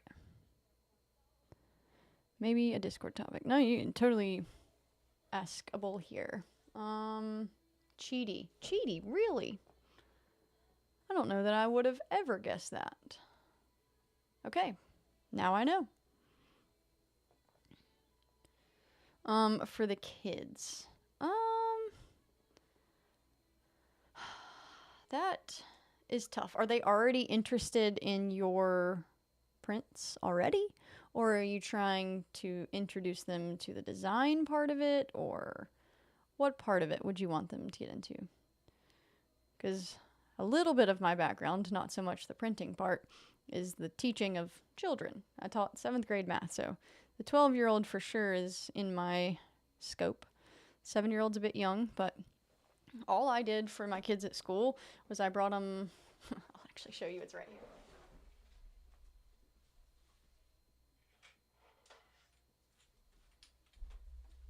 I found this like cute little mouse, the articulated mouse. It was, I don't even know where I got it from now, but I took a bunch of these and set them on my desks, and I would give them to them as like fidgets or prizes or whatever I decided. And then they were like super into 3D printing, and so I bought some little Anycubic cheap printer for my classroom, and we had these like club days, and I ran the 3D printing club, and they would come in there and kind of play around with things, and so I would take turns or like spend my time when they weren't there trying to print their little items. So they got into it just by showing them the toys and the possibilities of it. They had a hard time understanding what was printable and what wasn't, because they would design these like crazy things, and I'd have to explain like, you can't print something that is just like suspended in the air. It won't print. I mean, it will. You can use supports, but I was not going to use that much. The pad on the bed came up. Oh, the company did it? And they won't fix it? That's not your fault. That definitely sounds like something they should fix. And can you get a new bed or anything? Like, hopefully it's fixable.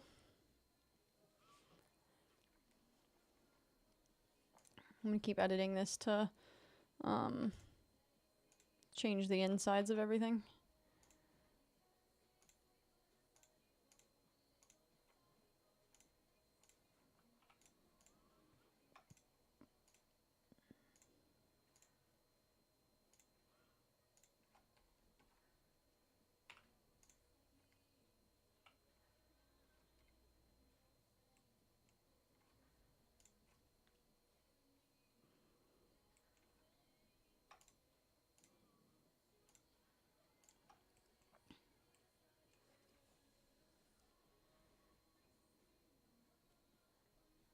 Yeah. Not worth it. Why not? Is it like a price thing or it'd be too hard to replace? I had a similar problem on... So I said the only thing I've ever had is the Viper. But I also bought the Cobra, one of the very first Cobras that Anycubit put out. But I think it had a heated bed issue. And I couldn't ever get anything to stick to it. It didn't matter what I did. It would like stick in lines, like where the heated bed was. It was like they only heated in lines on the bed, and so I ordered a second heated bed and then just never replaced it. If you toss it out the window, it would fix everything. Absolutely. A little bit of force will definitely fix it. Ooh, since the last stream, I bought a stream deck, so now I can go from this view to this view by just clicking a button. Fancy stuff over here.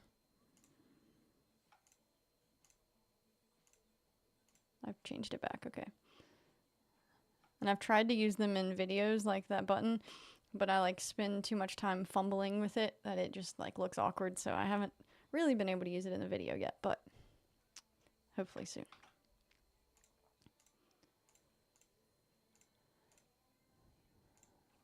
Would you guys ever want to see like a bookmark stream or like something in Midjourney? Because I think that would be fun. I think that's going to be the next art video I do. I want to make some Halloween bookmarks. So that will probably be the first video in October.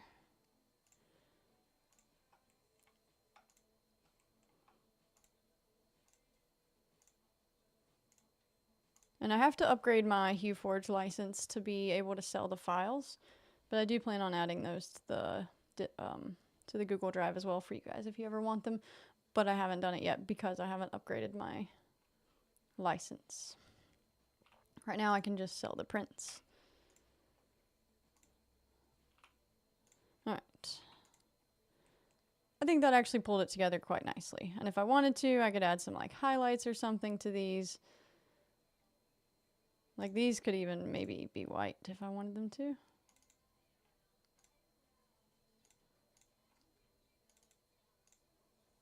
I want to see what that looks like. No, not the whole thing.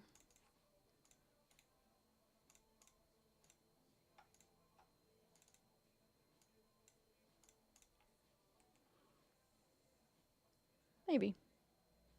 I don't know.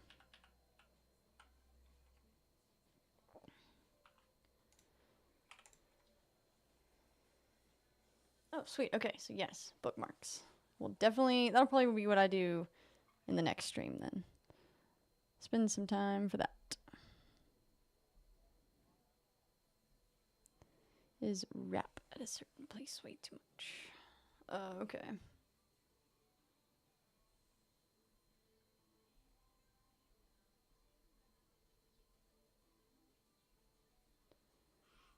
Yeah, okay, that makes sense. And then, see anything you're not familiar with this aspect of design? Well, I'm not familiar with the 3D design. I wanted to be. I spent some time trying to learn Blender. It's just too much. And I know in the Discord you said that you have a YouTube. have you considered doing more content on there, like teaching how you design your things? Or is there a fear of once you show people how to do it, they're going to steal it? Because I kind of have that fear, especially with these nameplates. Not with you guys. I want to show you guys everything. But on like general YouTube. Because people like to steal. They want the easy way out. Did I get it? Yeah.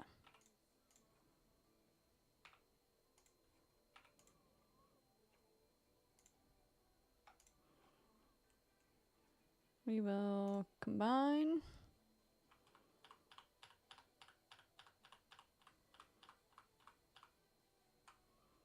Nice.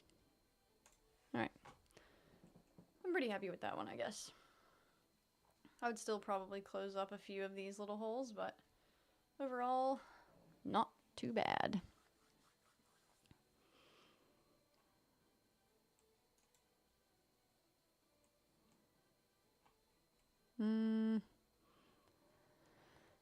Ooh, wow, I can't believe we went from this to this also.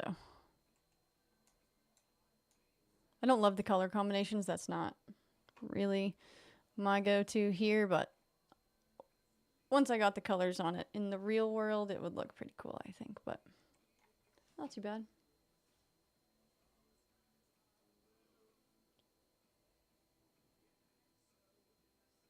Yeah, all right. I respect that.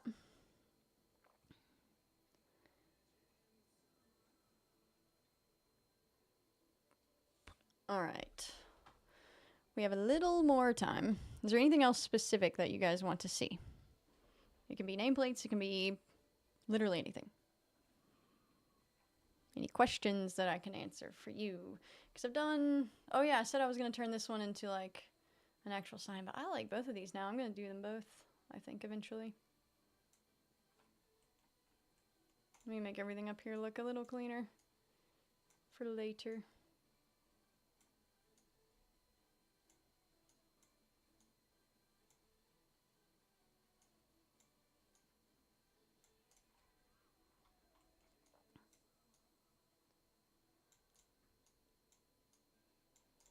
All right. New order. I'll take it. Anything Etsy related that you would like to know, or YouTube, or anything? I will give you my knowledge, as little as I have, but I've learned a little.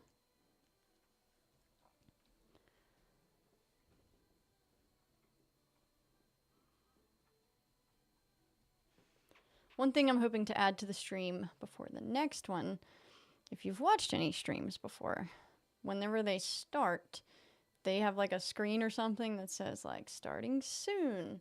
I want one of those. That would be pretty cool. And then sometimes they have like little outlines. Where's my cursor? They have like little outlines outside of the box. I kind of want to get one of those too, but I'll go to Fiverr for that and just get somebody to make me one. How do you get traffic on Etsy? Do you advertise? Sometimes. Let me see if I can go to my Etsy store. I'm not right now. It really just depends. So, where would even be the best place to show you all of this?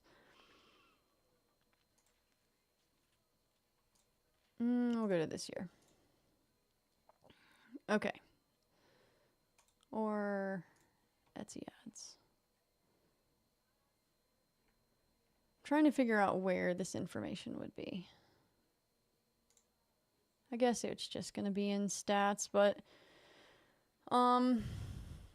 so like the busier times, like these, I guess for me since it's teachers, I'll start running ads in the lead up to when I think my sales are going to start, and then I'll kind of turn the ads off once things get a little bit busier. But right now, while it's kind of dead, if I was like wanting sales or like really wanting to push my things, or I had something new come out, I may run some Etsy ads. Like $2, $3, $4, $5 and like base the amount that I'm spending on how much traction it's bringing in, whether I'm willing to spend the money on it. But right now, no, I'm not running any Etsy ads because I don't want a lot of sales right now, because I want to focus on the YouTube part of things, because this is the time in my business when I would do that. But if you're only doing the sales, like you don't care about YouTube or any of those other things and your sales aren't like this, try it and see.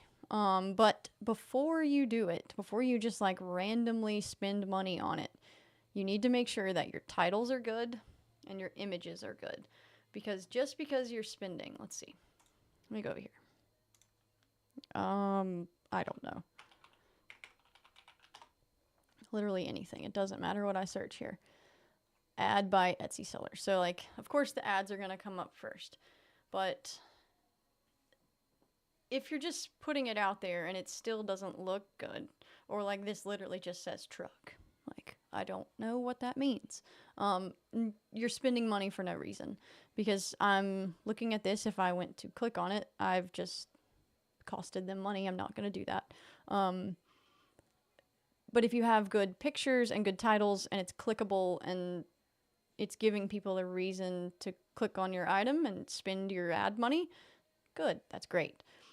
But don't just waste your money and things don't look good, I guess. Hopefully that made sense, and I can maybe elaborate more on like what that would even mean, like having your titles and everything look good. But if you're going to spend the money on ads, make sure it's ready to go for the ads. It's optimized.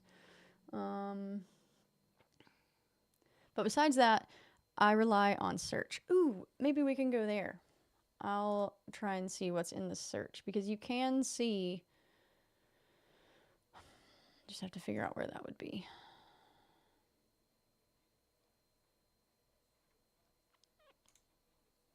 I don't think it's there. They've changed everything around very recently. They used to have a lot more options for you to look at. Here, okay, search. So this kind of will tell you where my traffic is coming from. And this one is misleading. The direct and other traffic, that's all coming from YouTube. And actually, when I post a video, I don't put my Etsy link in my video description anymore, because that tanks my store.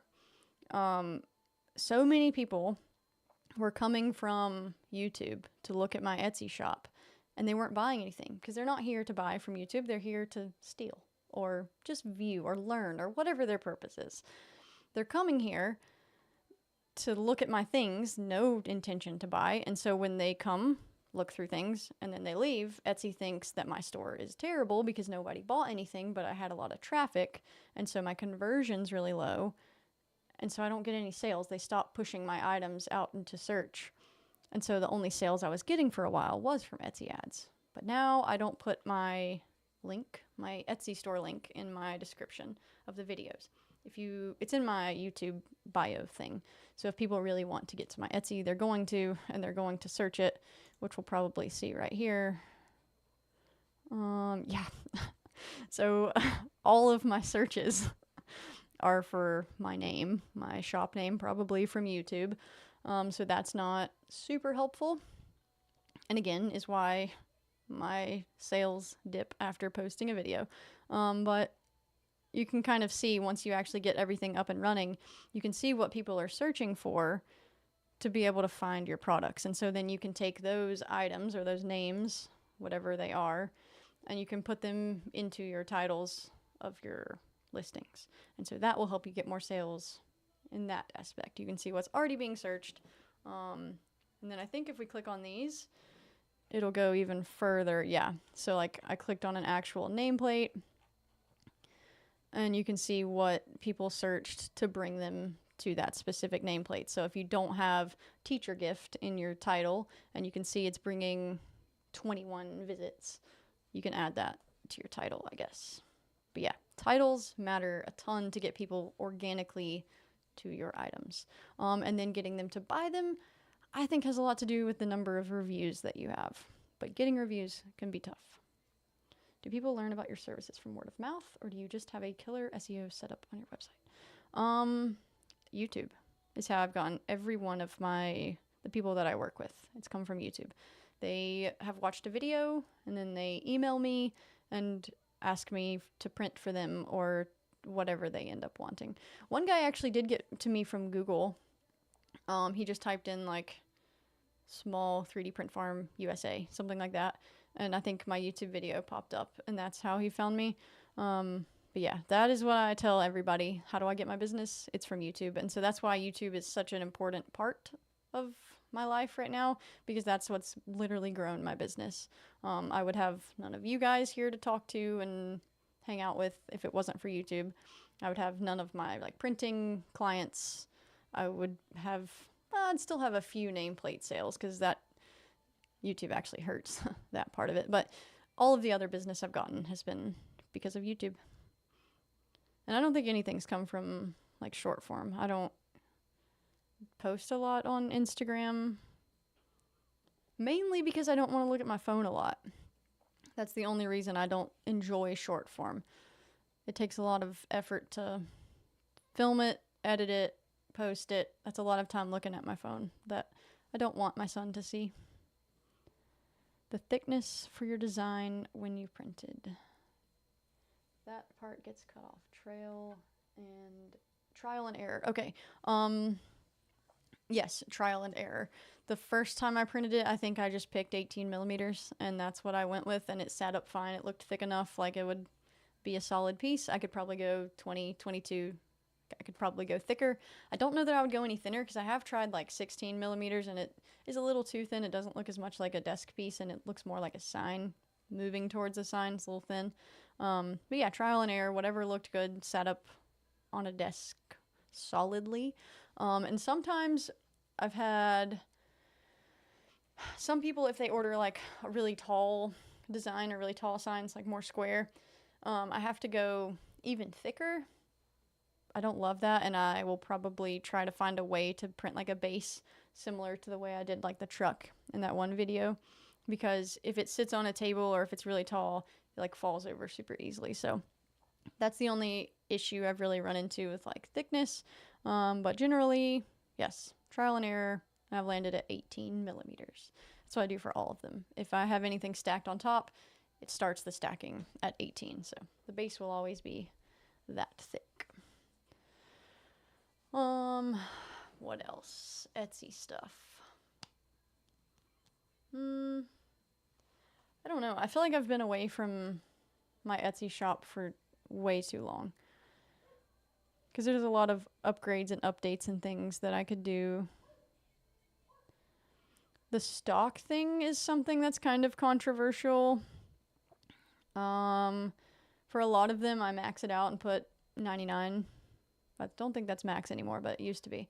I put 99 in there and just let it dwindle down until I'm at 0 and have to restock. But I did have someone order the fish bookmarks, so I have like a 2-day shipping policy, I think, on my bookmarks, and Etsy doesn't care. If someone orders 50 bookmarks and you have a 2-day shipping, they're gonna expect you to ship it out in 2 days. But you can go to the order and like message the person and be like, hey, can we adjust this a little bit? And you can edit the ship time so it doesn't affect you as much. But I had a lady last week, Thursday. She bought 20 fish bookmarks and then sent me a message after she purchased them and was like, hey, I added priority. I need these by Monday. All right, well, it's Thursday and shipping would have to be tomorrow.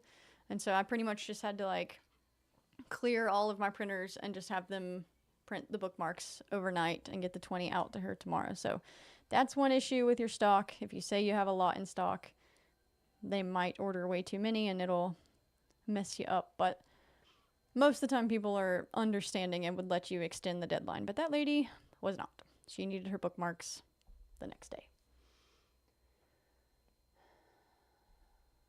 Yeah.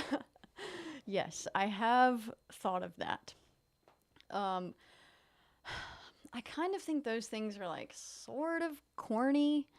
And I know you guys haven't really seen all of my house, but I literally have 0 decorations except for like the things that I've put up right here. So I don't love the little corny things. But yeah, it would probably sell, like if I went, let's see what the even options are.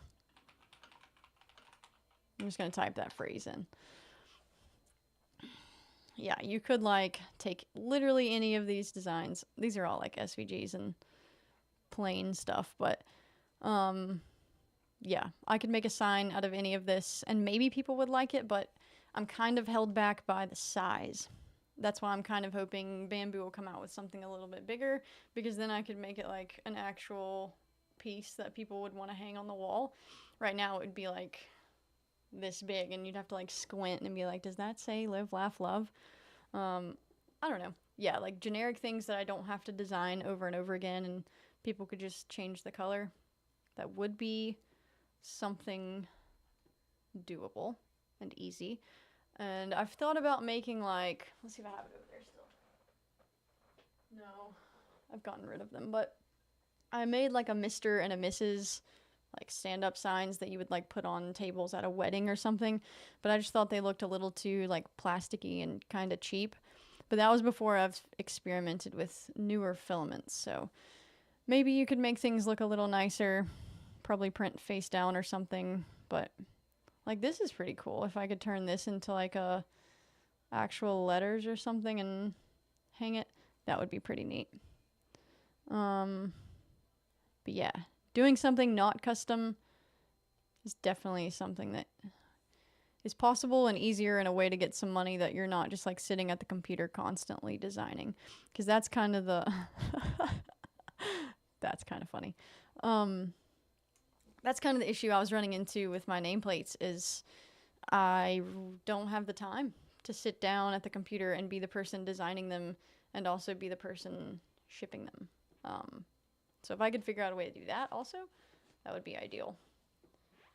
And then like the welcome sign concept is kind of cool. I got really into, so like when I first had Henry, I got really into like nursery design things. And I created his name. It's over there. It's like way too heavy for me to lift. I got my father-in-law to print me like a big like wood sign. Let me show you what I mean, just not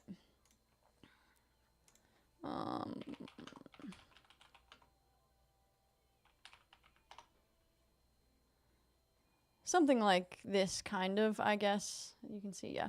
Like a big wood sign, and then I like printed his name and the letters and stuff. So figuring out a way to do that is something I was super interested in. But again, the size issue.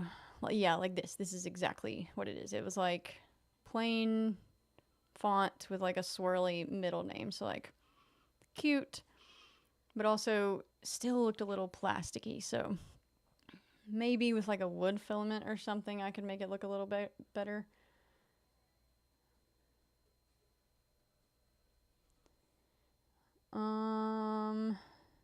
You can live, laugh, love your pile of money from them.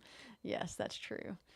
Yeah, the like moms are the market that I should get into. Like they're willing to spend the money on those kinds of things, but you have to make it look not plasticky somehow. And that's why I kind of want to get into like this realm, like the CNC and laser cutting realm, because I think there's a lot more possibilities for like bigger things with that, like the wood and niceness of it. Down the road though. Let's see. Yeah, true. They could print it themselves. And that is something, posting my files, that is something I need to do a better job of. I guess I'm kind of using the Patreon for that right now though.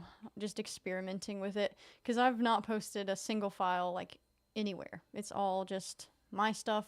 I posted the one on Etsy, the nameplate one, but nowhere else. So yeah, that's something I would like to do in the future, I guess. Because I do like the fonts and the signs and stuff, and maybe people would want them, so I'll keep that in mind, definitely. Ads don't seem to be doing much other than getting likes on my page. Are you sure that the ads are targeting the right people? Let me go see if there's a way to determine that. It takes a really long time for them to figure out if it's doing that. Yeah, the laser SVGs you've got can definitely be worked into 3D printing. That's like what I get from whenever I go and do the videos from Etsy. Most of those files are designed for lasers. Do you have a laser? If so, that's really cool. Okay, so marketing, Etsy ads. I don't know. And okay, so the things back to the Etsy ads thing, being too narrow of a product set. Okay, that was kind of going to be my next question. Is it too narrow or is it too vague? Because if it's narrow, that's great actually, because then they would know who to target, kind of. Like if all of my products are for teachers for the most part. So it knows that I need to, and they're gifts.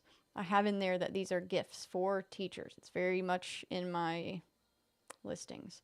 And so when it does the ads, it knows that it's going to find people that are looking for gifts for teachers. And so if your products are narrow, but they're all like, maybe it's like a fishing lure or a food item or like all these different things. And if you're advertising all 3 different things at the same time, it's going to show all 3 of those things to the same people. So maybe start by like only advertising groups of things at a time. Like if you have a bunch of fishing items, I don't have any idea what you sell, but if it's all... Do you care if I pull it up? I will pull it up. Or I can put it on my other screen and not show it to the... There's only 6 people in here, so not that many. Sure you can. Okay.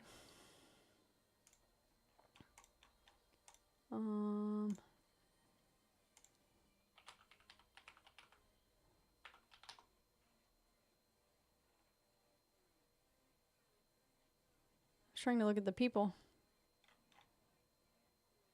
Bonfire 3D. That's crazy. I can type in your whole name. Bonfire 3D, and it doesn't even give me you.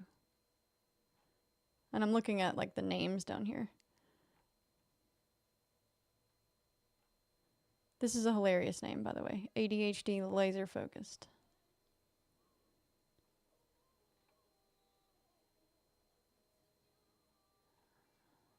Bonfire. Are you sure that's your name? Because I feel like that would come up. I know you're not lying to me about your name. Nope. Did I do something wrong to get...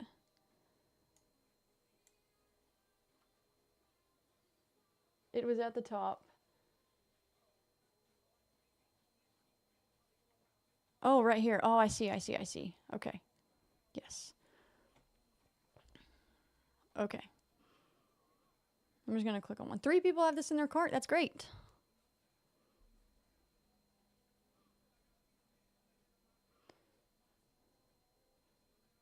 Yeah, I don't see anything wrong with that.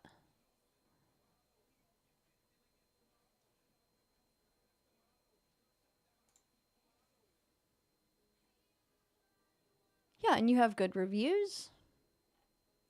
Maybe it's just not a ton of people come to Etsy for this kind of thing. Maybe that's what you were even trying to say to me. Not that it's too narrow, but like such a specific thing that maybe Etsy isn't the place for it. But yeah, I think everything's fine. The picture is great. You have a lot of relevant things in your titles. Let me get back.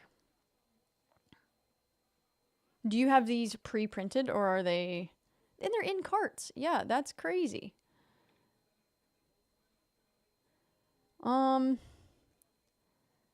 Maybe you could even try like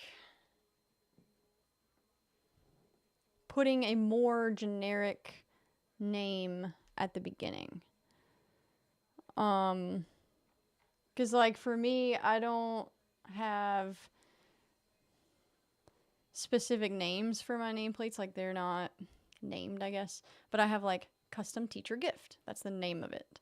So like maybe you can move that further to the front of your titles, like whatever they actually are. So like miniature tabletop gaming. Like, make it even more generic so that if someone comes here and they're not literally typing in, like, this, if they don't type in this and they know they're specifically looking for a Gallows Ruins Dark Realms miniature, Etsy probably will not know to send them to this, I guess. I don't know. That's really the only thing I can think of, is that when they're searching, have you gone in your back end of Etsy and like looked at the search terms that people are searching for to get to your items? That's where you should start. Go and see what people are searching for and put those earlier in your title. More generic than what it is, because that's cool. That is very nice to tell me exactly what that is, but move that later into the title or something, maybe. They always search by tabletop games. Okay.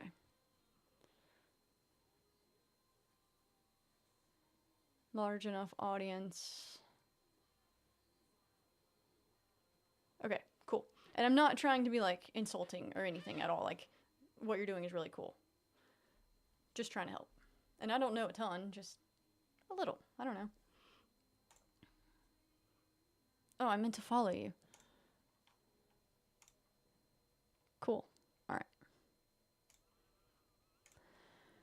Alright, a few more minutes. And then I probably need to go and actually get something done before my family gets home for lunch. But this has been fun.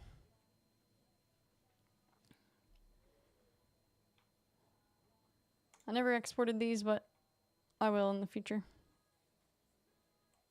Turn them into a piece. And I'll show them to you guys in the Discord whenever I do it. And need the feedback. Cool. All right. Always here to help you guys, give you some feedback, whatever. If anyone else has like your stores or your products or whatever you want me to look at and talk through with you, always willing to do that. There is one thing that I was considering doing for the Patreon, like the higher tiers, the paid tiers, whatever. So like when I do screen recordings for videos, I have like 3 or 4 hours of footage where I have sat here at the computer, and then for a video I have to like condense it down and make like tiny little chunks and make it as entertaining as possible. Would you guys be interested in like the full uncut 3 or 4 hour piece just as like an extra? You can go watch it if you want. It'll be there. I probably won't put any like music behind it or like really cut anything out unless I show like my credit card on screen or something. But I don't want to go through the whole work and just, it's not a ton of work, but the work of putting it in Premiere, exporting it, loading it on YouTube. Would that be something you would ever watch? It would be like from start to finish, the full design, everything. Probably kind of boring for the most part, but I don't know.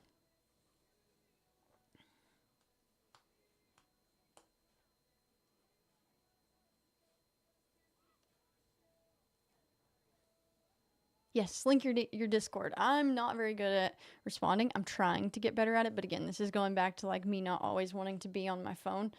So I try to pop in and say hey and keep up with everything, and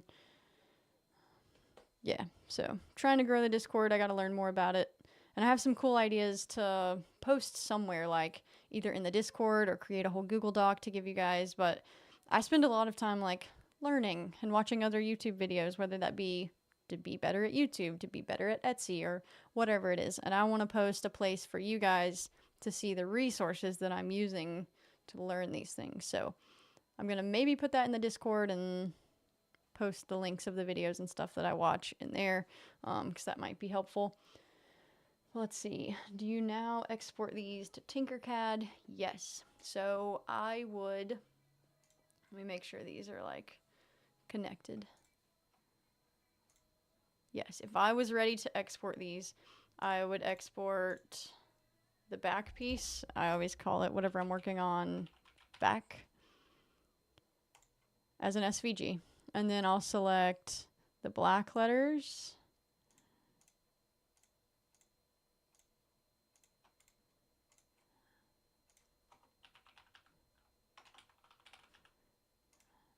And then the white pieces would be on top of that.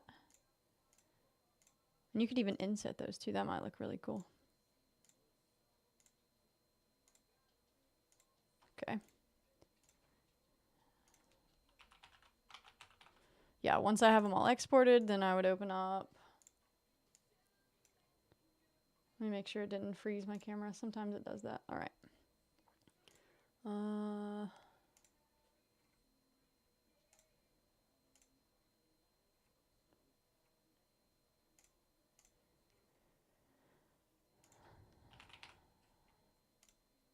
I wish you could import them all at the same time, but these are going to be small, but that's okay. Yeah, I import them all individually, all the same size. If I scale one thing, I make sure I scale everything else, like the percentage wise. Like if I made one of them 200%, I make the rest of them 200%, but I'm just leaving these as is. I would make it 18 millimeters, make the quality all the way up.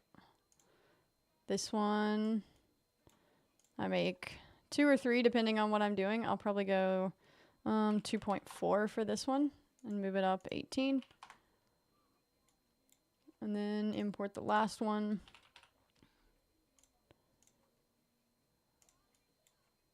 And it's going to come down here.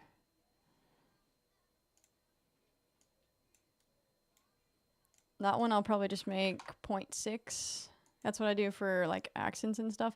And then so 18 plus 2.4, 20.4. And so then from here, I would just make sure everything is in the spot that I want it to be in. I think it is. It looks okay. And then you could either export it all as one piece into Studio and then paint.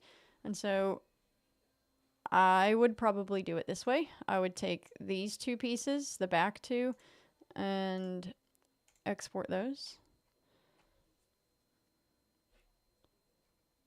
And then I'll export this like highlight part separately because painting in Studio can be a bit of a pain. Oh, okay. Just got a text from my mom. Sorry. She gave me a lot of interesting news, which is cool. All right, so that is out. This is out. And then I pull this one in first. Wow, that is so small. And then I would have to paint this one. Sorry. I would have to paint this one first. So let's say I want to paint the top. And I guess these are the small things that I do without saying. Painting. I always change this to 1 just to give myself more space. Like you can see how big the distance is here. They put it at 0.2, I guess, because that is what my layer height is.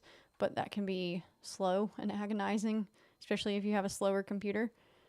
So I make it 1 so that it gives me more. I paint down, grab the original color, go back to the paint bucket. And I do this just because it's faster. I could have exported those individually and it would have placed it. And then I add the part after.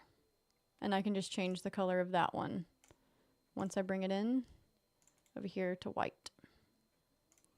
And so once that is here, whoops,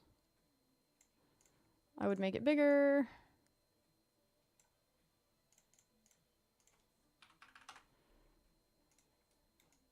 And then turn it diagonally or whatever I would need to do to make it as big as possible or whatever size I wanted it to be. So that is most of that workflow. That actually is going to look really cool. I'm probably going to print that. Can you post a link to the model you talk about that needs like $200? Yeah, I will. As soon as we are done, I will send it to you. It's by Fulv3D, F-U-L-V. It's on his things. It's going to be really cool. He like links all of the Polymaker filaments that you would need. He gives you like the step-by-step.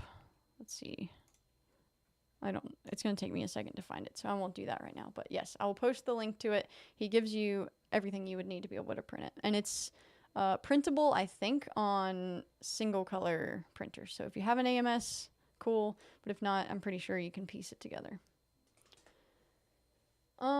Sometimes I think you need that. I know. I think I do need the R piece, which I can go back and grab easily, but yeah, because it does look like I took it out and it's naked, just sitting there without it. But only you guys would know that it's not there. If I like printed this and put it on my site or whatever, no one would know that it was missing. But because you've seen it and you know it was there, you're like, oh, it should be there. I'll put it back. Do you find it faster to print? Yeah, sometimes. Okay, so it just depends. I would have had to. So if I would have painted this and it's like the 3 separate layers, it probably would have worked, but what I would have had to do, here, I'll just show you.